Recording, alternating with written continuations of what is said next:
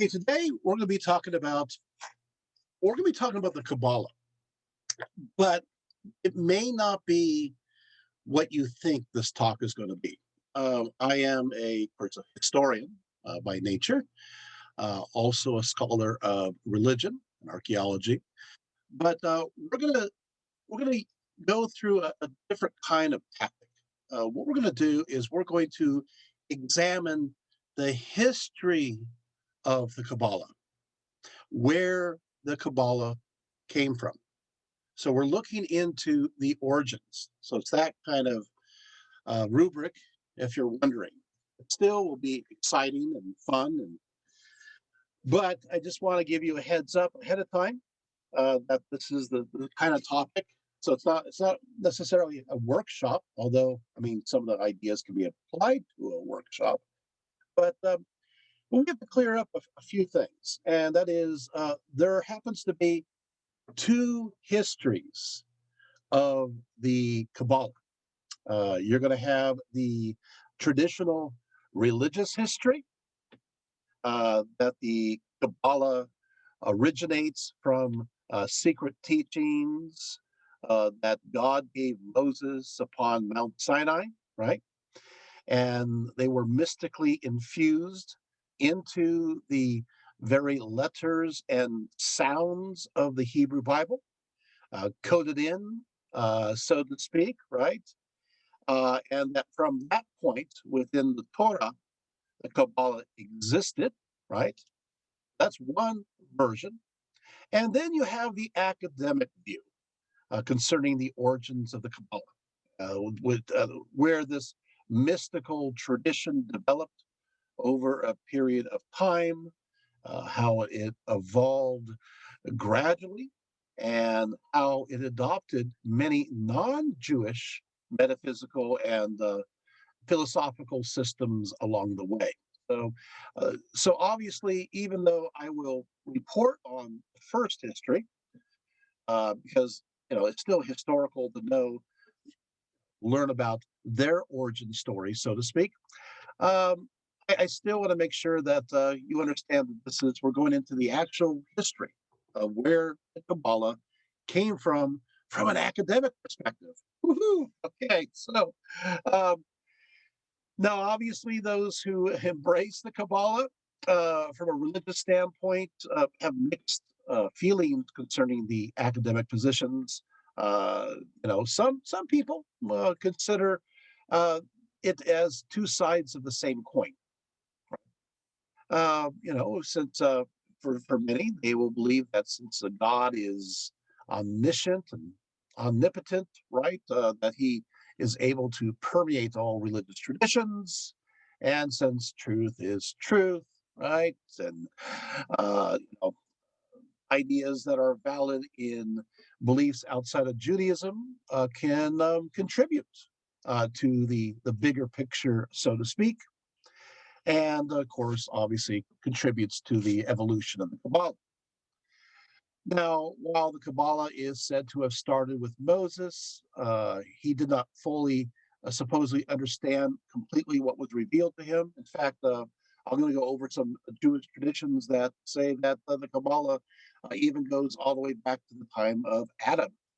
Okay, so of course, a more conservative Jews will reject the academic view altogether, and you know, so it may not be popular with some, right? So it's I kind of like doing that. I feel like I'm doing the tap dance, the academic tap dance, because I want to make sure that I am respectful of these traditions. They're very important to so many people. But at the same time, I want to retain my integrity as an academic in this field. And I also want to take care of or clear up some misunderstandings. In popular culture, they will say that the Kabbalah it arrived originally from Spain, and we're looking at they'll say the 10 or 1100s, and that's where it came from. Then, of course, you're going to have others that say, well, those documents from Spain, the Kabbalah in Spain from that period of time.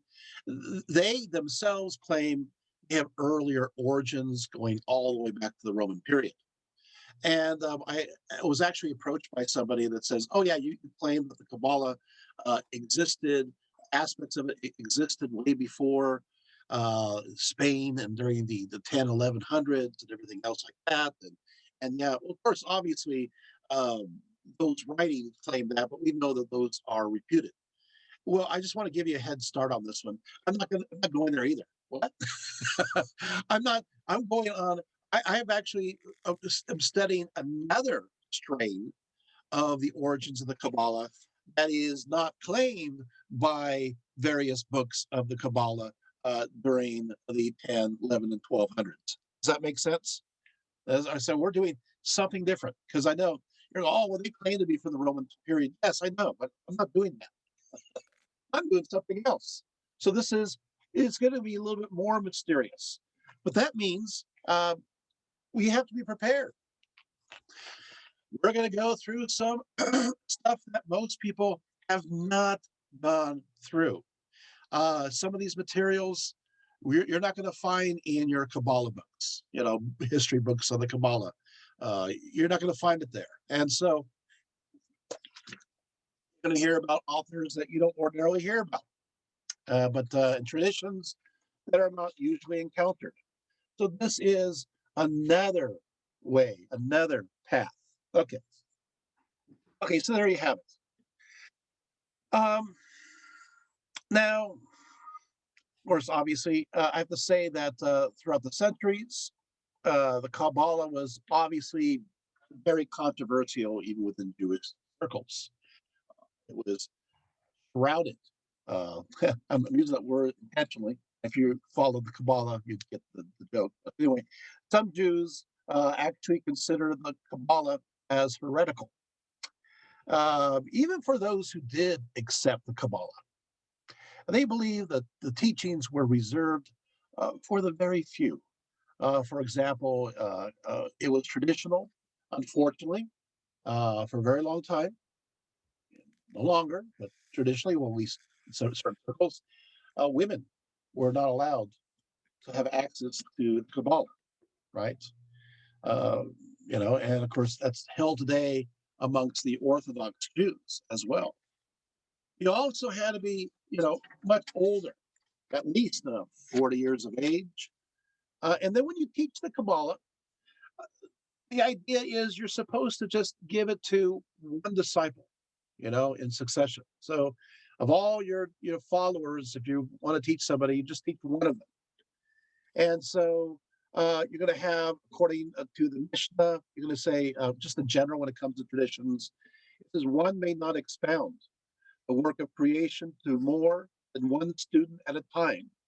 The work of the chariot, not even to one student, unless he is wise and can understand these matters by himself. So certain limitations there. Okay. But before we jump into and talk about the Kabbalah, let's talk about what does the word Kabbalah mean?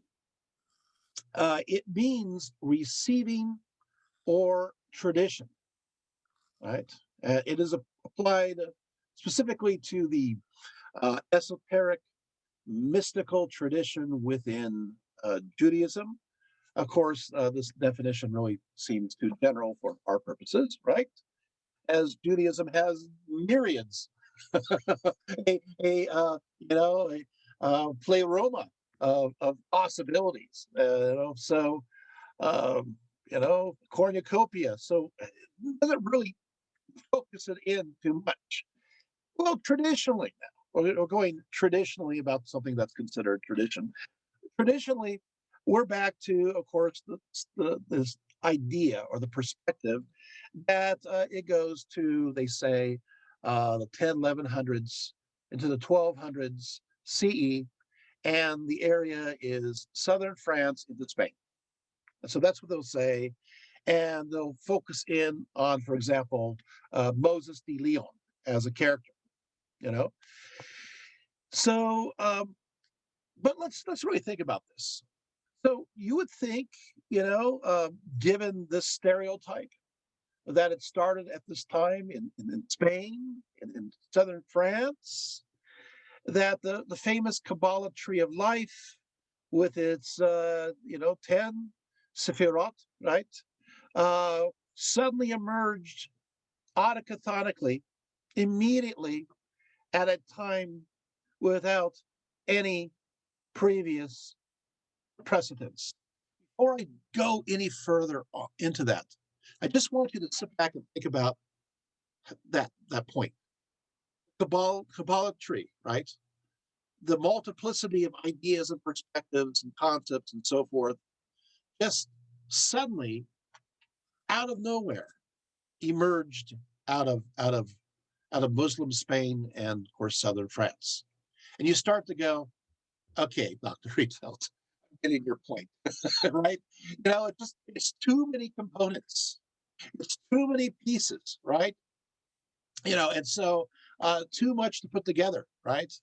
It's like IKEA. You're trying to put it all together all at one time, right?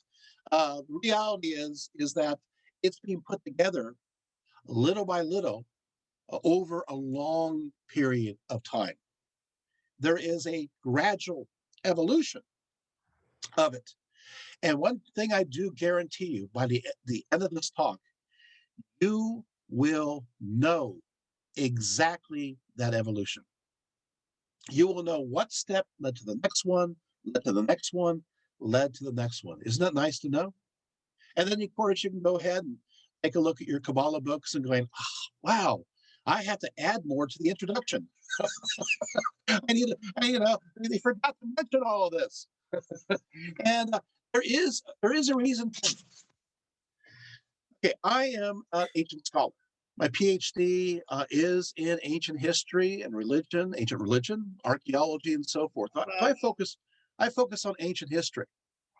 The problem is, the difficulty is that many scholars of the Kabbalah, their expertise is the Middle Ages, right? It's the medieval era. That's their era. And because it's Western Europe, their expertise oftentimes goes into the Latin West conception, although they know the Arabic and so forth. That's their area of So what will happen is that almost they cut off this tradition, right at its root. As it came from the East, but they focus too much on the West, and they don't know their ancient history. They don't know their ancient philosophy. And so they don't see these connections. By the time we finish this talk, you're going to see these connections that many of my fellow scholars don't know. It's no fault for theirs, but they're in the Middle Ages. Now there are some really good scholars. His name is Ken Wolf, for example, an excellent scholar who knows his ancient history, and he understands the Kabbalah, and that goes all the way back for him. He teaches at Pomona College. So there are people who know this. But here's the problem. Most people don't know this.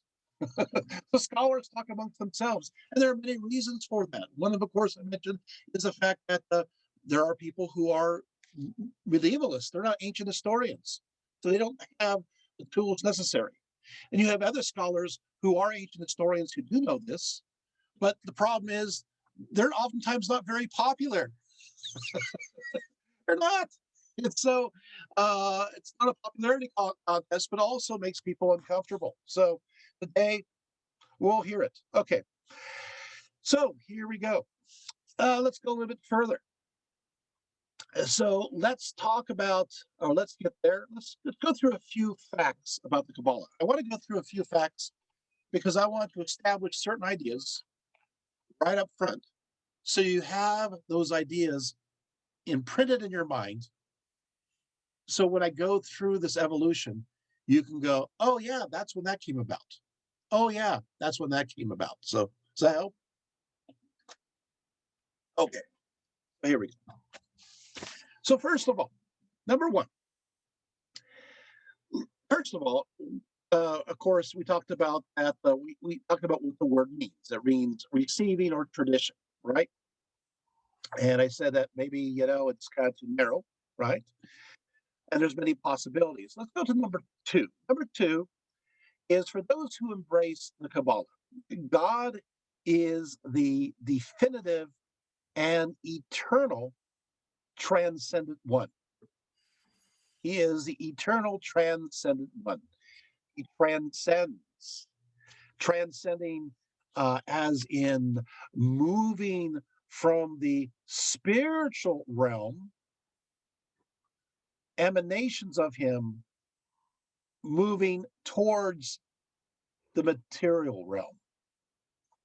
So moving, so emanation. So it's kind of like you have the sun, right? And then let's pretend the sun is God. The emanations would be like the rays of light coming from the sun. So they're emanating forth. And as you see, well, hopefully we're not looking directly into the sun because we would all be blind. But you could see these emanations, they go from the brightest, closest to the source, to being less bright as they move further and further into the material realm. So this is an idea that is understood in the Kabbalah. The other idea, of course, is that central conception connected to this is obviously the further up you go up, it's more pure spirit it is. So it's pure spirit, and as time goes on, or I should say, as the emanations move down, it becomes more and more mixed until it fractures into the realm of shells. Okay, all right. So there you have it. So ultimately, God is in existence, right? But he is beyond it, right? He's in existence, but he is beyond it. He is eternal. He is Ayin Sof. Ayin Sof. Ayin means no thing, not nothing, but no thing in Hebrew, right? Substantiating that God is not an object, right? It's not a thing to be touched. God is not located anywhere, right? No exact position for him, right? So he is beyond, yet he is within, right? He is outside, and yet he is also inside. So God is transcendent and he is immanent within nature. The word sof means end. So together, Ein Sof means that God is without end. He's in all, right? Is this making sense? So you have this idea, right? This concept, right? And of course, God, this concept, he is, he is in all things, he's immanent, and he is perfect, right? Perfection. He is beauty, right? He is beauty. He is, uh, he is light, right? He is light, right? So he is all of these things, right? Okay. Third, those who follow the Kabbalah believe that the world was created for a reason. There is a purpose for creation, a specific purpose. So why did God create the world, right? What is the reason for existence, right? In short, they will say God wishes to behold God. God wishes to behold God, to contemplate himself, right? So, he wants to, in a sense, the self reflection of the ultimate God, which is Ein Sof, right, without end. In order to do this, he had to limit himself in order to contemplate his own gaze. You guys got it? So God wants to see himself. He wants to reflect upon himself. And so in order to do that, he has to create a reflection. He has to create a reflection. But that reflection, of course, has to be, in a sense, limited, be a reflection. It has to be something that's tangible, right? But which is first and foremost spiritual, but then, of course, becomes material. So in a sense, when this happens, it appears as if in a mirror, right? So a mirror in the void is created. This mirror in order for God to see Himself. Like the kapodrezomenoi, as they say in Greek, right? Right? So in a sense, to contemplate. Of course, kapodrezomenoi. It is a middle subjunctive. So the idea is that it's reflexive, right? So the idea is that you reflect upon yourself. You reflect upon yourself. And of course, that's another word for that would be contemplation. So he's able to reflect and contemplate, in that sense. Okay, you guys got it? Whew. This is pretty heavy stuff, I told you. By the way, this idea of the divine or the one or, the monad, as they call this, Ayin Sof, this idea is not unique to Judaism. We see this a lot in other traditions, right? We see these in other traditions. So it's beyond that. I just want to make it clear. And in fact, some of the ideas that we're talking about, aspects of it will come from other traditions. Aspects of it will come from Gnosticism. Aspects of it will come from Hermeticism. Aspects of it will come from Middle Platonism, and then, of course, Neoplatonism, right? Aspects of this will even come from the East. You have this mirror conception, right? If you guys are familiar with the yogas, right? You have the Raja Yoga, right? The stilling of the mirror of the self, right? And the reflections upon that. Isn't it fascinating? So, I mean, this is nothing new, right? Nothing new at all of this idea of the reflection aspect. But it is especially pertinent within Gnosticism.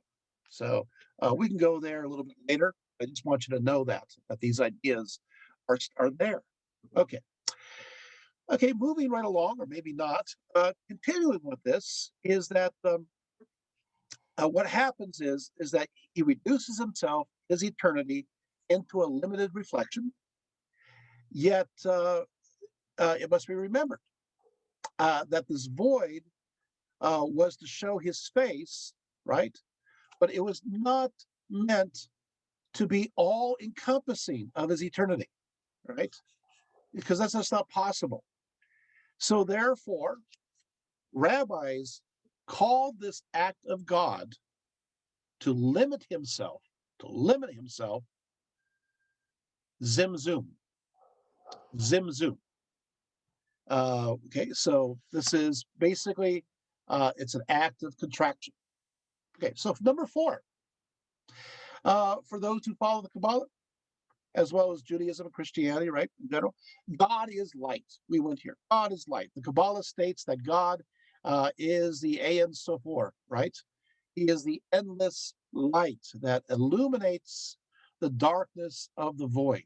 You're going to see this concept, of course, in the introduction to the Gospel of John, for example. You're going to see this in Hermetic writings, right? So this is everywhere. This divine eternal light is purest and brightest at its source, but becomes less bright as it moves into the void, which we, of course, already defined, right? Now, it must be remembered that while God's light is in the world, it does not mean that he is always of the world in every way. Rabbis declared that God's place is in the world, but the world is not God's place. Okay? God's place is in the world, but the world is not God's place. So the light of God moved into the world through the power through of his divine will. So got it here, right? The light moved, this eternal God, this one, this monad, this light moved into the world through the will. That's important. You'll see where it goes later on. So it is the will of God that creates things. Well, this again goes back to early Judaism, right? This is nothing new, right? We see this in other religious traditions as well. Fifth, the world was created as a result of a series of emanations of power moving from God, emanations of power moving from God into the void towards the mirror. As, of course, eventually, at first, there will be these emanations. There will be 7 of them. I threw you off right there. Eventually, there will be 10 of them. I get you curious now. It's like, wait, what? I told you this is good, right? Okay. So, so yes, so these will emanate into the world, right? And they're called Sephira. Sephira. Some there's different ways. Sephirah. Obviously, in Hebrew, there's different letters. Sephira. I have a friend who says Sapphira. That's fine. These are arranged in descending order, and they are called sometimes the image of God, and sometimes they're connected to what's called the tree of life. As for the word Sephirah, right, and of course Sephirot in the plural, uh, the meaning is controversial. There's lots of different possibilities, and people always argue about this. Some say it has the same root as sapphire and cipher. So, as a sapphire, it's connected to divine stones, and as a cipher, it's connected to divine numbers. Having said that, even though I'm smiling because you never know, I not it is true though. However, we know going back that these emanations, these powers that are within um, these the radiance of God are connected to numbers. They are connected to different kinds of concepts and ideas and stones and so forth. So there is something to that, but there you have it. Right? Is it the origins for the word? Well, we can go back and forth on that, right? By the way, many of you know that um, I was partly raised by a Holocaust survivor, um, Corey ten Boom. Probably don't know who she is, but I got to tell you that um, I was raised within this context, within there's obviously a Christian Jewish context, so we celebrated composite holidays. So, but I want to tell you something. I learned early on through that there within if you come from a Jewish background, you're smiling at me because there is beauty during the holidays of what's called the discussion. It's an argument. Oh, and I've been to some contexts of some pretty big doozies. So going over, poring over the Torah, poring over these words and what they possibly mean, and arguing and fighting about it was all part of the fun. It was. It really was.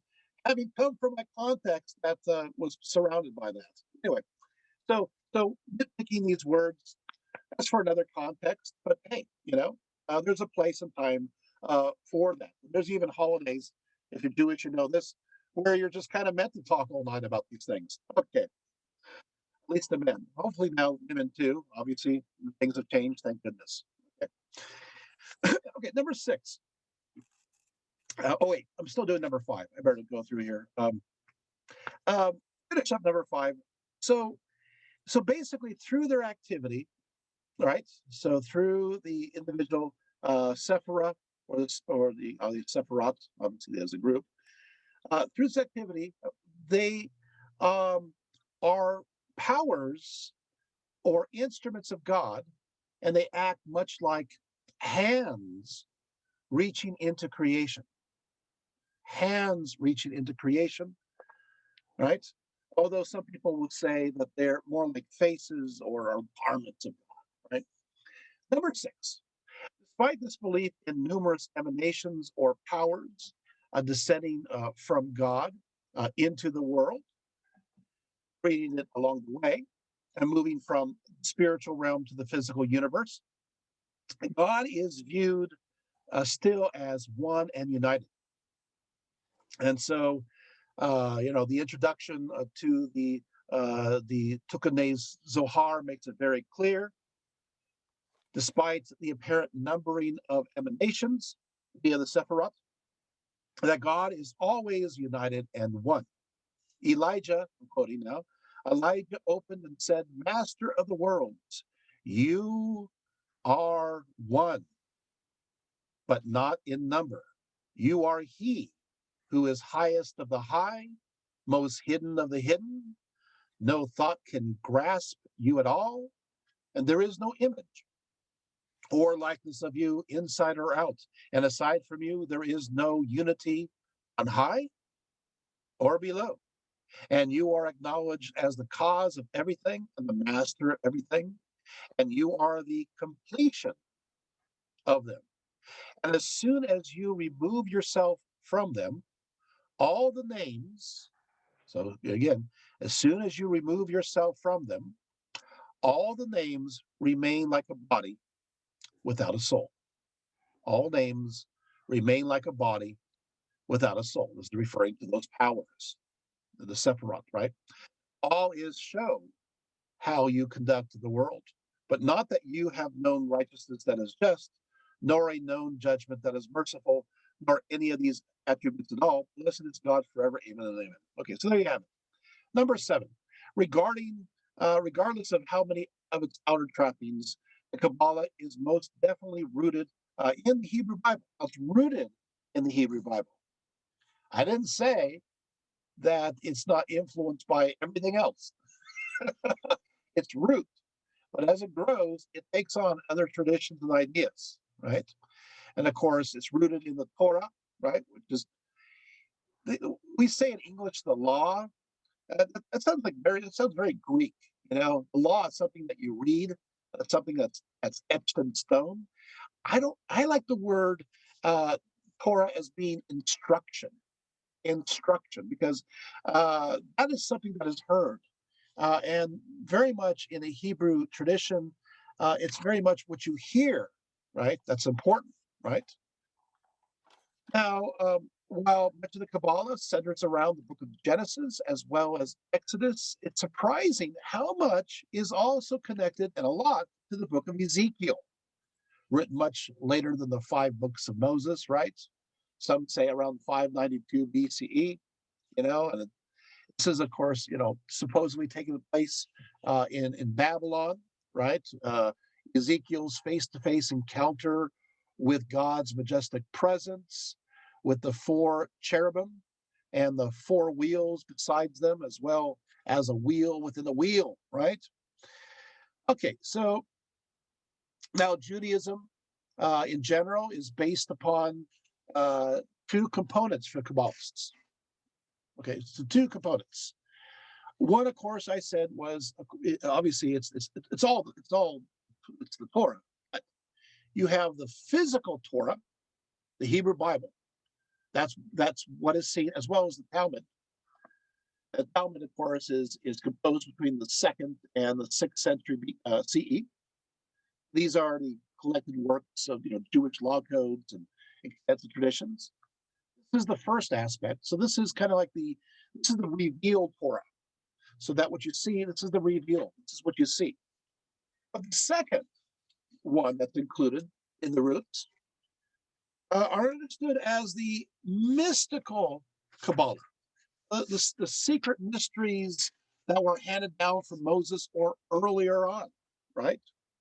This is the hidden Torah. This tradition was not written down. It was passed down through oral tradition for only those who are considered worthy. So there are two types of knowledge. You have the revealed Torah and you have the hidden Torah. And when do these hidden teachings come about? Of course, you have Mount Sinai, and you have Moses, and of course you have the written Torah that comes about at that time or believed, Genesis, Exodus, Leviticus, Numbers, Deuteronomy, right? Going out, the Ten Commandments and so forth, yada yada. But but those who also who believe the Kabbalah believe that Moses received some secret hidden teachings that were not written down or not put together, right? And in some cases, these mysteries, these secrets go back to the time of Adam and up to Noah and Abraham. They'll say that Abraham carried it to Isaac, who carried it to Jacob. Some say that it stopped with Jacob, that Jacob didn't know. Other people said, it didn't go to the 12 tribes of Israel, and then it was brought up again under Moses. These are the stories, but I'm just telling you their beliefs, right? Or historical stuff I'm going to be talking about for you. But then other people say, well, what about Joseph in his Technicolor dream coat, right? Joseph, and so maybe the coat represents the secret tradition of the Kabbalah being shared to Joseph. Who knows, right?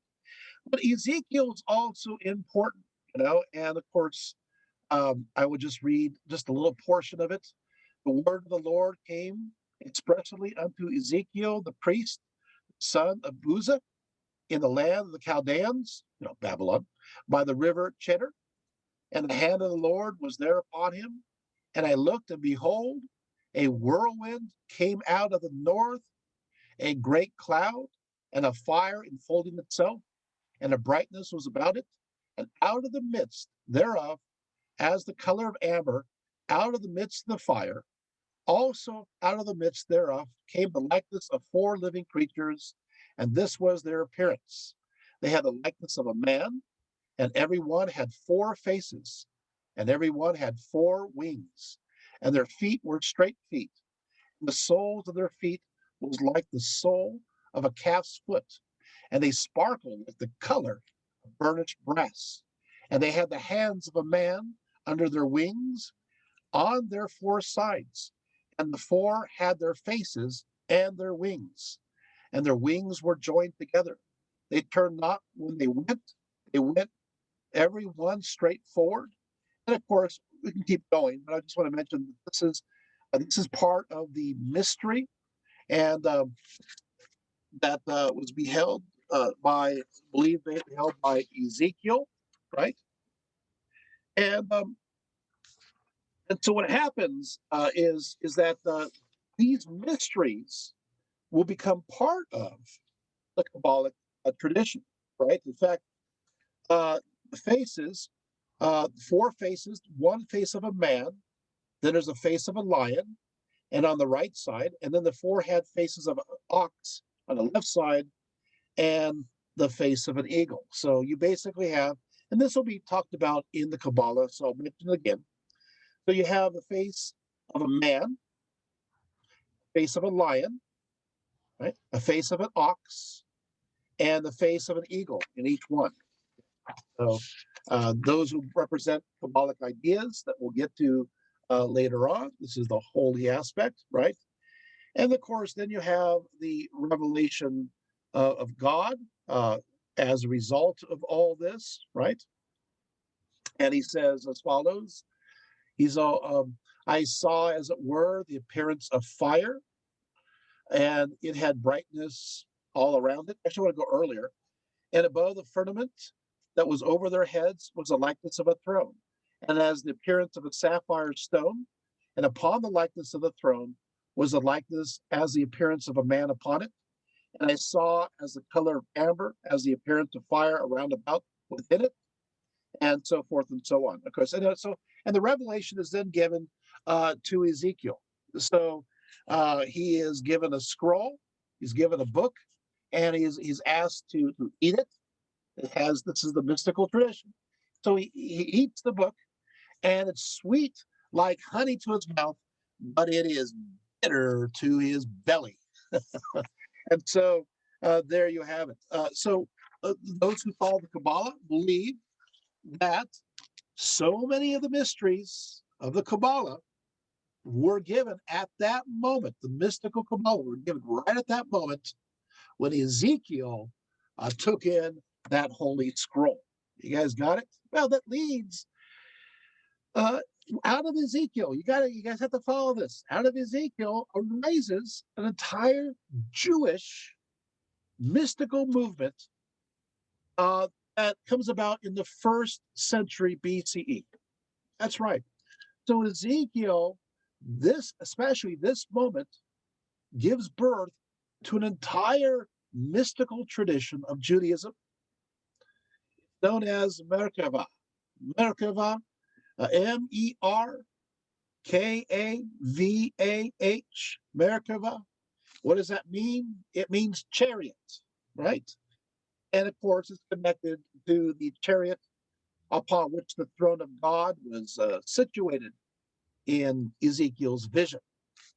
So they believe that much like Ezekiel, they too could experience direct and real visions of God. They believe they could have a direct connection to God through this form of mysticism, right? Merkava movement, it wasn't very organized, right? No unifying force, really. Um, the writings talk about how these visions of God can be possible, but it also mentions multiple layers of the heavens, multiple layers in the heavens. And in many cases, they will say that there are seven heavens that emanate, and these seven heavens are connected to the seven spheres of the heavens. So each of these heavens are connected to the seven spheres. But that God is the ultimate divine light, but that God is behind the veil, behind the veil of the material world. So you got God here, you got his light emanating out, you got the veil here, and then you have aspects of God coming down, right? Aspects of God, right? That's connected uh, to these heavens, to these seven spheres. Of course, you can see that there's something forming here, slowly, gradually. It's not there yet, but you got the veil, right? You got one above, and you got, seven below. You guys are following so far. Don't worry, we'll go further, right? So what happens is that God, of course, is the ultimate divine light beyond the veil, right? And true knowledge is revealed directly through God, because God, he gives that will, and that will comes forth. And with that will, then arrives knowledge. And after that knowledge arrives feeling and connection. That's interesting, right? Now, of this knowledge, of course, only a few can receive it. According to the book of Sirach, it says, "Seek not out the things that are too hard for thee, neither search the things that are above thy strength. But what is commanded thee, think thereupon with reverence. For it is not needful for thee to see with thine eyes the things that are in secret." Right?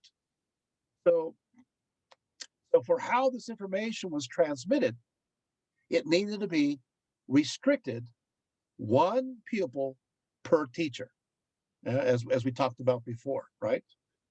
And by the way, keep adding things that the pupil has to have. They have to be of a man of esteem, a counselor, a skillful craftsman, and one who understands secrets. Again, they get this from Isaiah 3:3. Meanwhile, as the Merkava mystical tradition started to develop, right, you have somebody else who's important that arrives into the scene. Very important.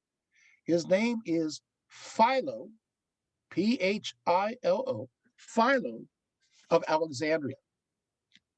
Philo of Alexandria, he lived from 20 BCE to 50 CE. Yeah, 20 BCE to 50 CE. He's a famous Jewish philosopher who lived in Alexandria. Now, what's interesting here is that he is contemporaneous to the believed time of Jesus. Same time period, same era, right? And what he did is so important for the Kabbalah. I can't emphasize it enough. What he did is he blended Greek philosophy and interpretations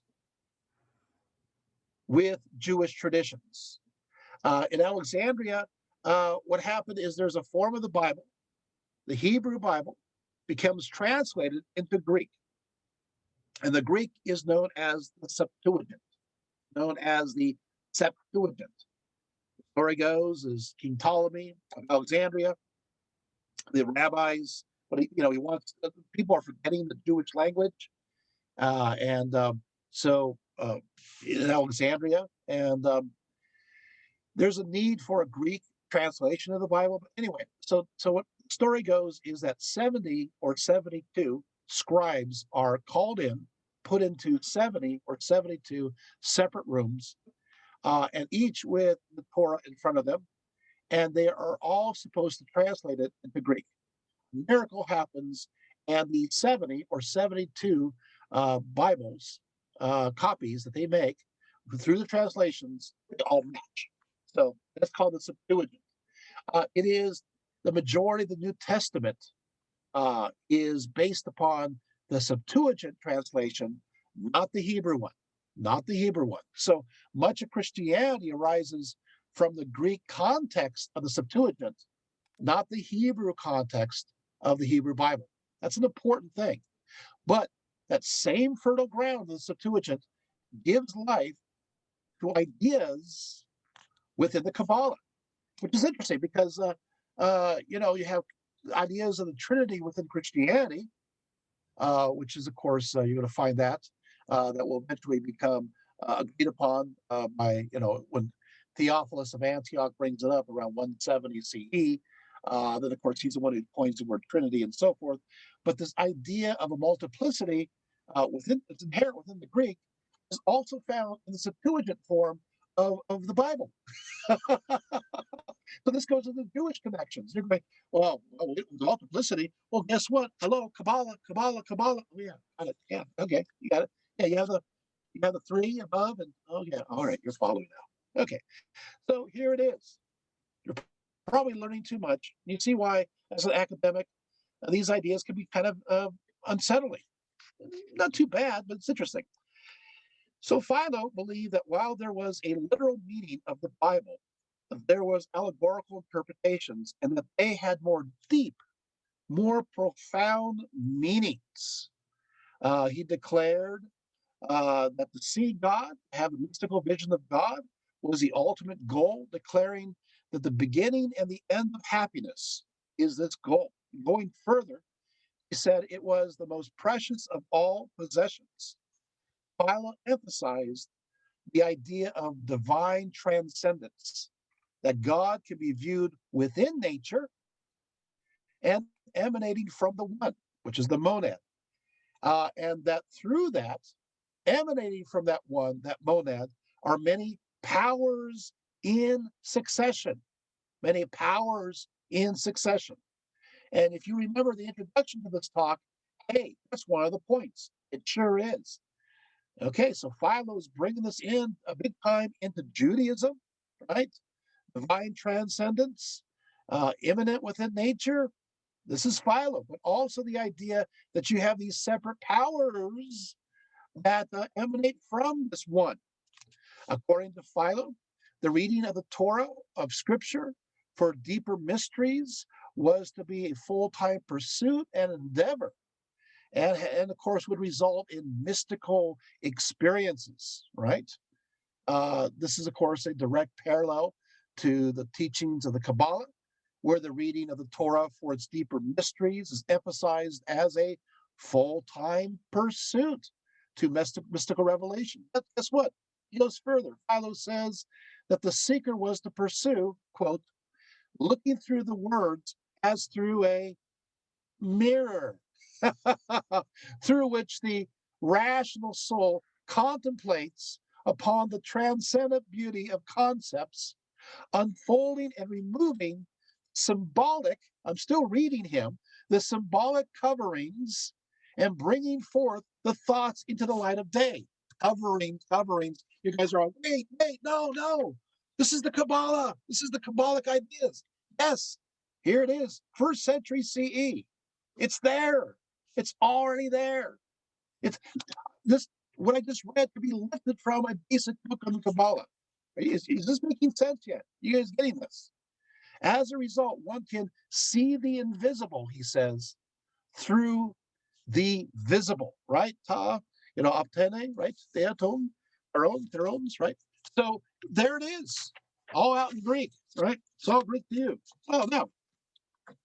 With God reaching down to humanity, providing visions, also humanity can gain visions by God by reaching upwards into his presence.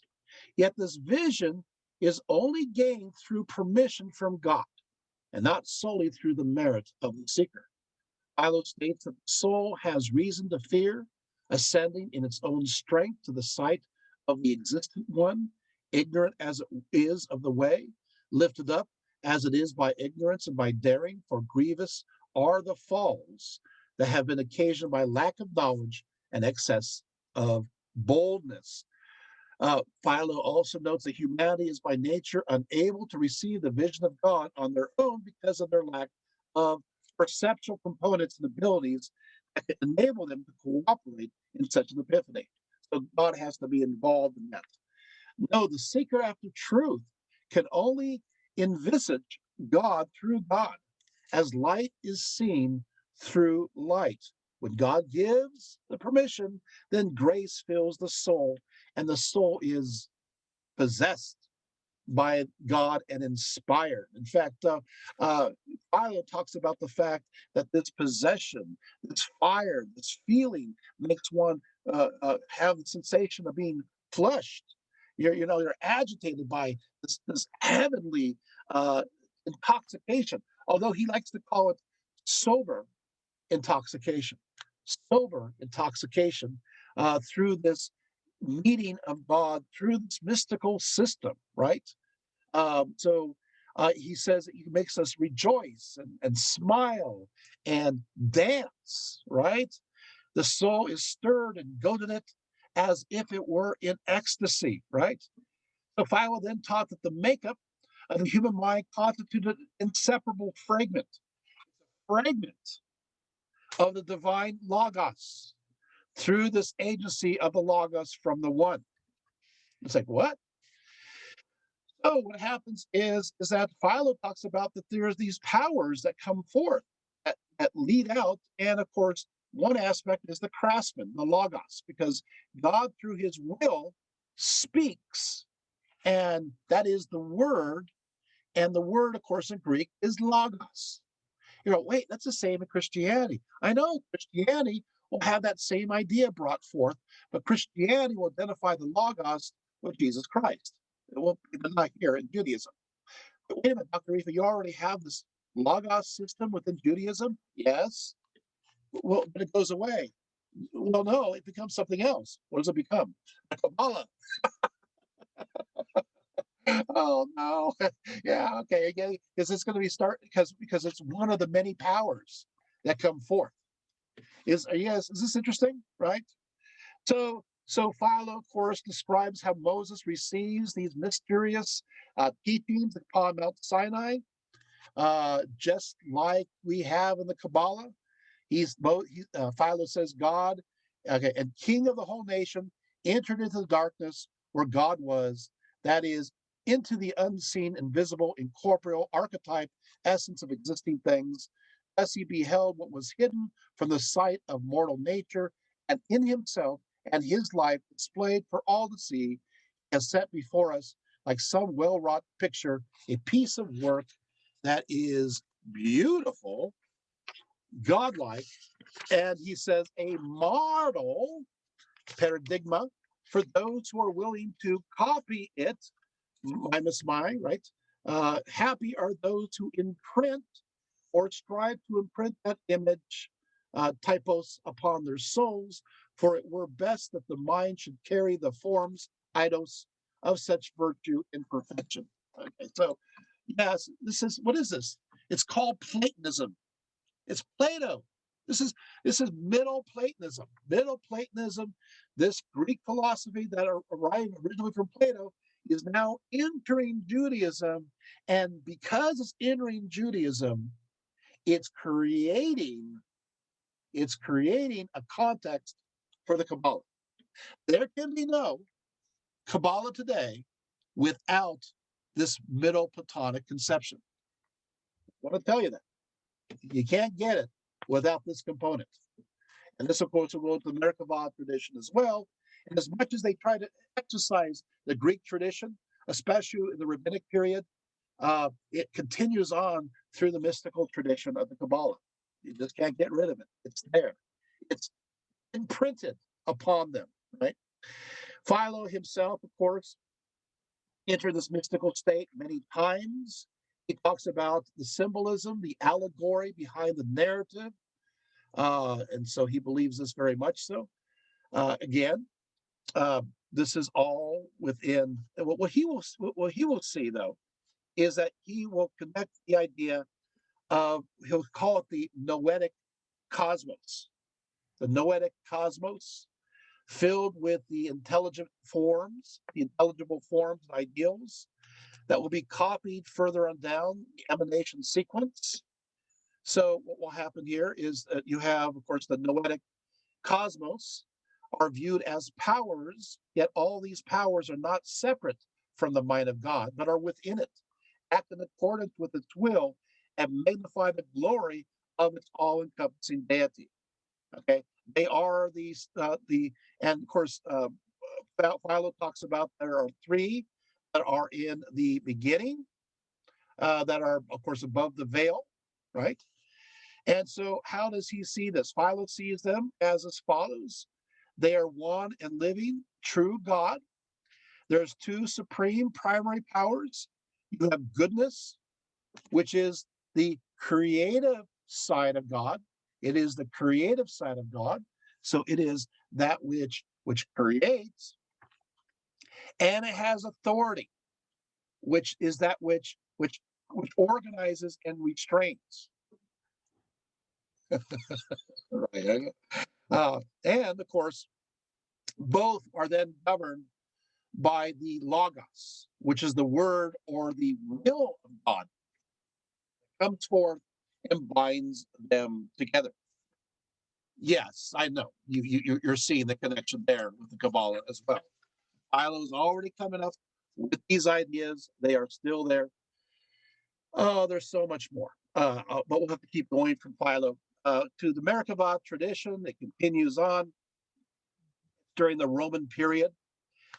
There is one of the famous ones is Rabbi Akiva. Rabbi Akiva is so important to the Kabbalah tradition that I'm going to talk about him for a short period of time. He's a famous transmitter of the oral Jewish traditions towards the end of the first century into the second century. So he lived between 50 to 135 CE. He contributed to the creation of the Mishnah, the Midrash Halakha, right? Declared by by the connected towards the Talmud. According to various sources, Akiva was poor. He was an illiterate shepherd who fell in love with Rachel, a beautiful daughter of a wealthy man in Jerusalem. This is before Jerusalem was destroyed in 70 CE. According to the Talmud, Rachel promised to marry Akiva if he dedicated his life to studying the Torah. And of course, he didn't know how to read or write. So he was just a shepherd. So I'm not sure if that's going to happen. Well, Akiva agreed, but the father didn't, and disowned the daughter. Well, they get married, and life is really tough. They don't have a lot of money, so she shaves her head in order to provide for wigs to sell, in order for them to survive, to eat, right? And so how in the world does he get the money to be able to study through all this? Well, what happens is that um, Rabbi Akiva he gets a loan from a pagan woman, and then he can't repay it, and she's like all upset. Like, I need the money back. But good news, she was right at the seaside at that time, upset that she wouldn't get paid back. And what happened is uh, the daughter of a Roman emperor, she threw her treasure overboard, and it went into the water and arrived on the shore just in that time. And it was just enough money, actually a lot more money, to cover those needs. And later on, she was ashamed and gave it to him. Yeah. Well, anyway, so he studies. Finally, he's able to study the Torah. They agreed upon 12 years. So he'll go away from his wife. He'll study for 12 years. So he goes off and studies for 12 years. Then he's walking back to see his wife, and he overhears his wife say, "You know what? I don't really, I'm not sure if I want him back. You know, you know." And so he hears this from outside the walls of the house. So he turns around and he leaves, and he's gone for another 12 years. At that point, he becomes really famous, and he comes back home, and he wants to hug his wife. And he's all of these followers were around him, supposedly 24,000 followers, his disciples, and they're wanting to know why he's hugging this woman that he doesn't even know. It's like, no, this is my wife. No, this is not some strange woman. Anyway, so Rabbi Akiva is known to be pretty, very important, and he does spend some time in Babylon. He spent some time in Rome. He spent some time in Palestine. He's looked at as really wise. How wise is he? He's so wise that one time, Rabbi Akiva is sharing these mysteries of Moses, and Moses kind of finds out he's in heaven, and he's put he's it's kind of a time travel story. Moses is placed on a bench on the outer ring where of the lecture hall where Rabbi Akiva is talking, and supposedly Rabbi Akiva is talking about what Moses gave, but Moses has no idea what he's talking about, no idea whatsoever, and because the ideas of what Moses talked about changed throughout time. More stuff has been added, more nuances. And Moses says, "Why did you choose Rabbi Akiva? Why did you choose me?" Rabbi Akiva seemed to be better as a lawkeeper, the one to give the law to. And of course, obviously, God says, "No, this is part of His plan." Okay, Rabbi Akiva. Um, Other stories, we covered that one, is that he is connected to the Merkavah tradition, although many of these works are very apocalyptic, and they remind me of the Dead Sea Scrolls. They do connect to Ezekiel, all right, and the visions of God, as we talked about before. Now, the Jewish, accordingly, this tradition, right? The journey to the vision of God was not easy, and it could even be dangerous. So they had to move up through the seven heavens with their seven throne rooms. And if they were not absolutely pure, they could be injured. They could even be killed on the ascent upwards.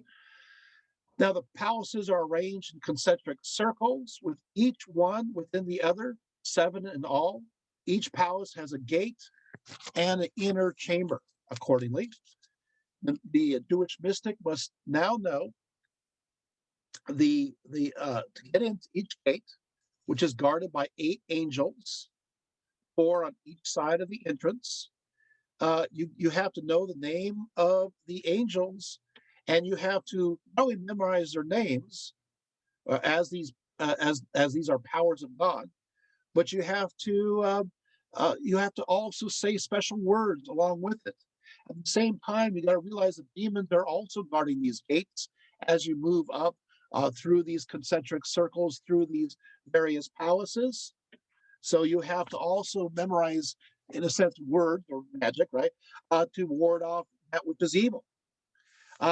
So I'll give you the translations. The 7 palaces were known as brightness, merit, right, essence of heaven, love, pavement of sapphire, divine will, the holy of holies, and of course, obviously, then the glory of God. As for the 7 heavens that are matched with these 7 palaces, right? You have dwelling. That was, of course, the celestial Jerusalem, the firmament, and that was, of course, the 7 planets: Sun, Venus, Mercury, Moon, Jupiter, Saturn, and Mars, right? You have residence. You have curtain, which has, of course, clouds, winds, air, stars. You have emplacement, and finally, you have planes. And that was, of course, the throne of God that's surrounded by the seraphim. So are you seeing this? What's happening here? It's like, well, you got the 7 powers, you got the you got the veil. So you're having the architecture of the Kabbalah. It's already here. I'll just mention a little detail about one aspect. Upon the entrance to the 6th palace, the ascending mystic experiences a vision of thousands upon thousands of waves of water. Yet in reality, there's not a single drop of water there, only the radiance of marble stones with which the palace is furnished.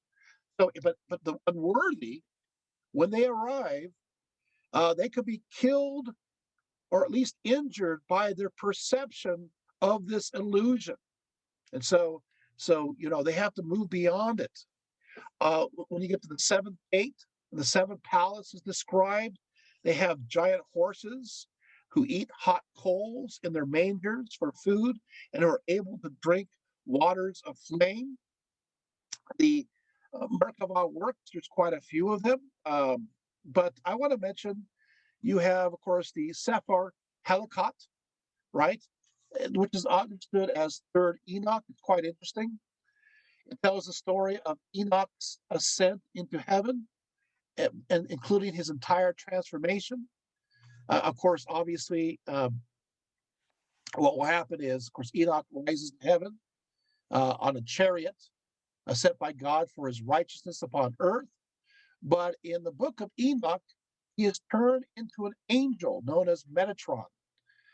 This Enoch, whose flesh was turned to flame, his veins to fire, his eyelashes to flashes of lightning, his eyeballs to flaming torches, and whom God placed on the throne next to the throne of glory. So you're going to have this. Now, one of the greatest, though, here we go. We're there. Moment. I want to at least get here. I know time is getting close, but I want to make sure we at least get here. We have the Sefer Yetzirah, the book of creation. This book, in general, they will say it's composed between the 2nd to the 6th century CE, the 2nd to the 6th century. But those who study it for textual analysis have determined that the Hebrew, the grammatical forms, correlate to the typology that we find in the Mishnah. So really, this work is dated between 180 to 220 CE. So what is this? By the way, we also know that the Babylonian Talmud refers to this text. So we know and associates it with a high level of mysticism. So, and I do have the quote here, right? According to legend, this work was composed by Abraham himself. So This work itself claims to be composed by Abraham, but what will happen is many will say, no, it was written by perhaps Rabbi Akiva or some other mystic from this time, from the 2nd into the 3rd century. According to the Sefer Yetzirah, God created the universe through 32 wondrous ways of wisdom. 32 wondrous ways of wisdom. These are pathways. They go between the 32 letters of the Hebrew alphabet. And these 10 numbers are called Sephirot. Wait, there's 32 roads to wisdom moving through the tree of life. And there are 10 Sephirot descending from God to the realm of the material. Yep, here it is. There it is. But Dr. Riedfeld, it's in the 2nd and 3rd century. I thought it was Spain. 10th, 11th century. Oops. Oops. Also, it describes these emanations arising from God as from the Ruach, from the Spirit, as both the Spirit and the element of air. The element of air, in turn, created the element of water. From element of water, then arose the element of fire. And these 3 elements are considered the 3 primordial Hebrew letters. They're called the mother letters, and these are the 3 above. You mean there's already a triad conception? 3 above. So once again, of course, you can see the connections here, and then of course, moving down, you're going to have what about the element of earth? Well, that's down the material world down below, the earth element. So water, fire, air is above, but the material realm is down below, the earth. See, so that's why it's sectioned off. So it's not part of the 3 at all. And of course, they make connections here in many ways, in many paths, right? As you see these elements, they will make these connections. Then, what about the 7? Well, these are connected. These are powers. They are powers, and they are faces of God, also garments of God. And they also correspond to the 7 planets. And they also correspond to the 7 days of week. And they also correspond to each, now get this, you'll love this. They also correspond to different parts of the body, different parts of the body.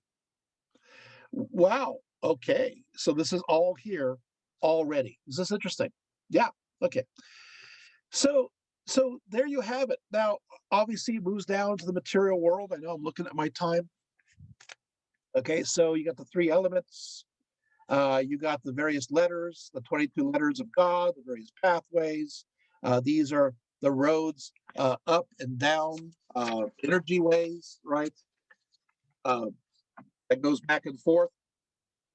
Obviously, there's a lot of this is connected to Gnosticism, but I don't have time to talk about that, right? And I would just say that there are, I would just mention a few things here and there. I'll mention the Christian Gnostic by the name of Marcus, but in his case, although it's similar in the architecture, he has 24 Greek letters, and that's into 3 groups based upon 9 mutes, 8 semi-vowels, and 7 vowels. And of course, it includes even a logos until you have, anyway, above it.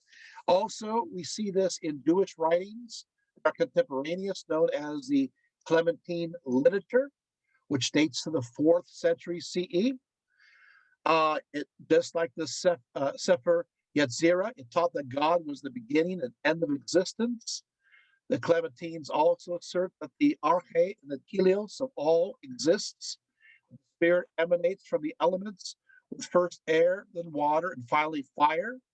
But it also asserts that the spirit of God first created the element of air, then water, then fire, and then, of course, obviously, earth. And then, of course, it goes down into the various dimensions down below. And so these ideas continue. One more thing I want to bring up is that during the same period of time, another idea of the Kabbalah comes about, and that is during the rabbinic period around the Sea of Galilee, around the first and second centuries, you're going to have the development, right? The development of four different ways of understanding the Torah, the four different ways. And this will go into the Kabbalah. And first of all, the first level is the Bishat, which is the milk rather than the meat. This is the direct, obvious meaning of the Torah, right? The next level is called Remez. This is the hint. So that added meaning here is hinted at, but something else is going on.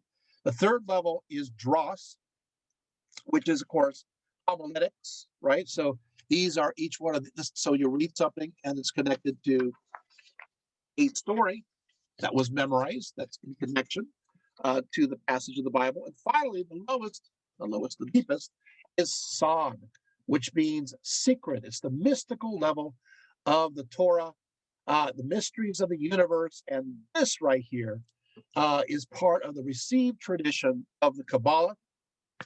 And there it is.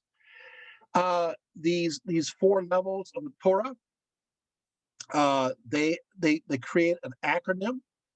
In our phonetic language, it would be P, AR, so it's P, then RDS, so PRDS. We put the vowels in between, and it becomes the idea of the Hebrew word meaning the orchard. So one will now enter into the orchard, where one can go through the four different levels of interpretation and understand what really is this mystical tradition. There's a story that Rabbi Akiva, Ben Zoma, Ben Azai, and Elisha entered into this orchard, but the mysteries were a little bit too much, these secrets. Ben Azai lost his life. Ben Zoma lost his mind. Elisha lost his faith, and only Rabbi Akiva left this sacred grove uninjured, and he received the knowledge. Now, of course, we're going to see this idea is that it is a living text. There's something more to it. We see this also in the Zohar as well. And they will say there's many as 600,000 interpretations. So there is a deeper level. Okay. And of course, now we're getting to an interesting situation. And that is, I know we only have 6 minutes. Maybe you'll give me a few more minutes. But I just want to say a few things. Now we enter an interesting situation where these ideas, they go into the period of time of course, the Umayyad and the Abbasids. And then these traditions go along the coast of North Africa and then will appear in Spain. That's the route through which these ideas travel. So Spain is receiving these traditions, but these traditions, much of them are already formulated. They're already there. And remember, this whole area going from the Damascus area in Syria and so forth, across Egypt, across what is now, as we know, is Libya, going all the way to Algeria, Morocco, and to Spain. Remember, this is all under Muslim rule. And it's very tolerant, and it's allowing it for it, of course, to grow. Now we have people. Now, so these traditions are circulating, but they're not very well organized, right? They're just a nice big mix. So now we get to Isaac the Blind, 1160 to 1235. He's from Provence in France. He supposedly composed the Bahir, although, of course, he'll attribute it to a first century rabbi. He will, but of course, the question is, was Isaac really blind? Well, some people say, no, it's not that he was blind, because how in the world did he study these traditions, but that he was so enlightened that he was blinding to be seen. There's so much light that's emanating from him. Such a good soul. Now, I got to tell you this. I want to make it clear. Looking at them here, which of course is the root of our understanding of the Kabbalah today, and going into, of course, from there to the other traditions, right? But I want to mention this: is that if you do a textual analysis of this work is stitched together. It has different kinds of compositions all over. In fact, there's places where ideas end, even sentences end. So, so people say he made this up out of nowhere. No, it is stitched together. It has so many different places it arises from. So he took a whole bunch of these pieces and he kind of threw them all together, and there you have it. Right? So they'll be here. So of course now, emanating the first Sephirah, of course, is you have the idea of crown, right? Emanating from God, which in turn gave birth to Chokmah, which wisdom, which from there emanated Binah, which is intelligence. And so you now have the three Sephirot that emanate, then seven Sephirot from which all material beings are formed. And so there you have it. Now you're getting the right words with the right names, supposedly, right? By the way, the Kabbalah here does teach about reincarnation. It's interesting. It's there that you know you have one soul just going over various lifetimes, but these lessons are deeply imprinted within us. And even though we supposedly do not remember these previous lessons, if we follow the Kabbalic path, we will attain to the secret of these memories and unlock them. So I think that's fascinating, right? So the lessons of life are imprinted upon the soul. These memories, they're called rishamat, actually never leave us. But our soul may receive many corrections to kill them along the way. Okay, so we have this. Now, Isaac the Blind was a teacher of Maimonides, right? And so who also firmly believed in the idea of the hidden Torah. He lived from 1194 to 1270, right? And I know I'm looking at my time. And of course, he talks about the things that all things are created out of non-corporeal substance, and goes into this at length, but talks about the powers and the goes in there. Okay, and then of course we move on to the famous Zohar, right, which translates as the Book of Splendor, right? And Jewish tradition asserts that the Zohar was compiled by I can't talk, Rabbi Shimon Bar Yochai, supposedly in the 2nd century CE. But of course, once again, most likely not. But by the way, this is um, I know I want to tell the story of this rabbi, but I know I can't.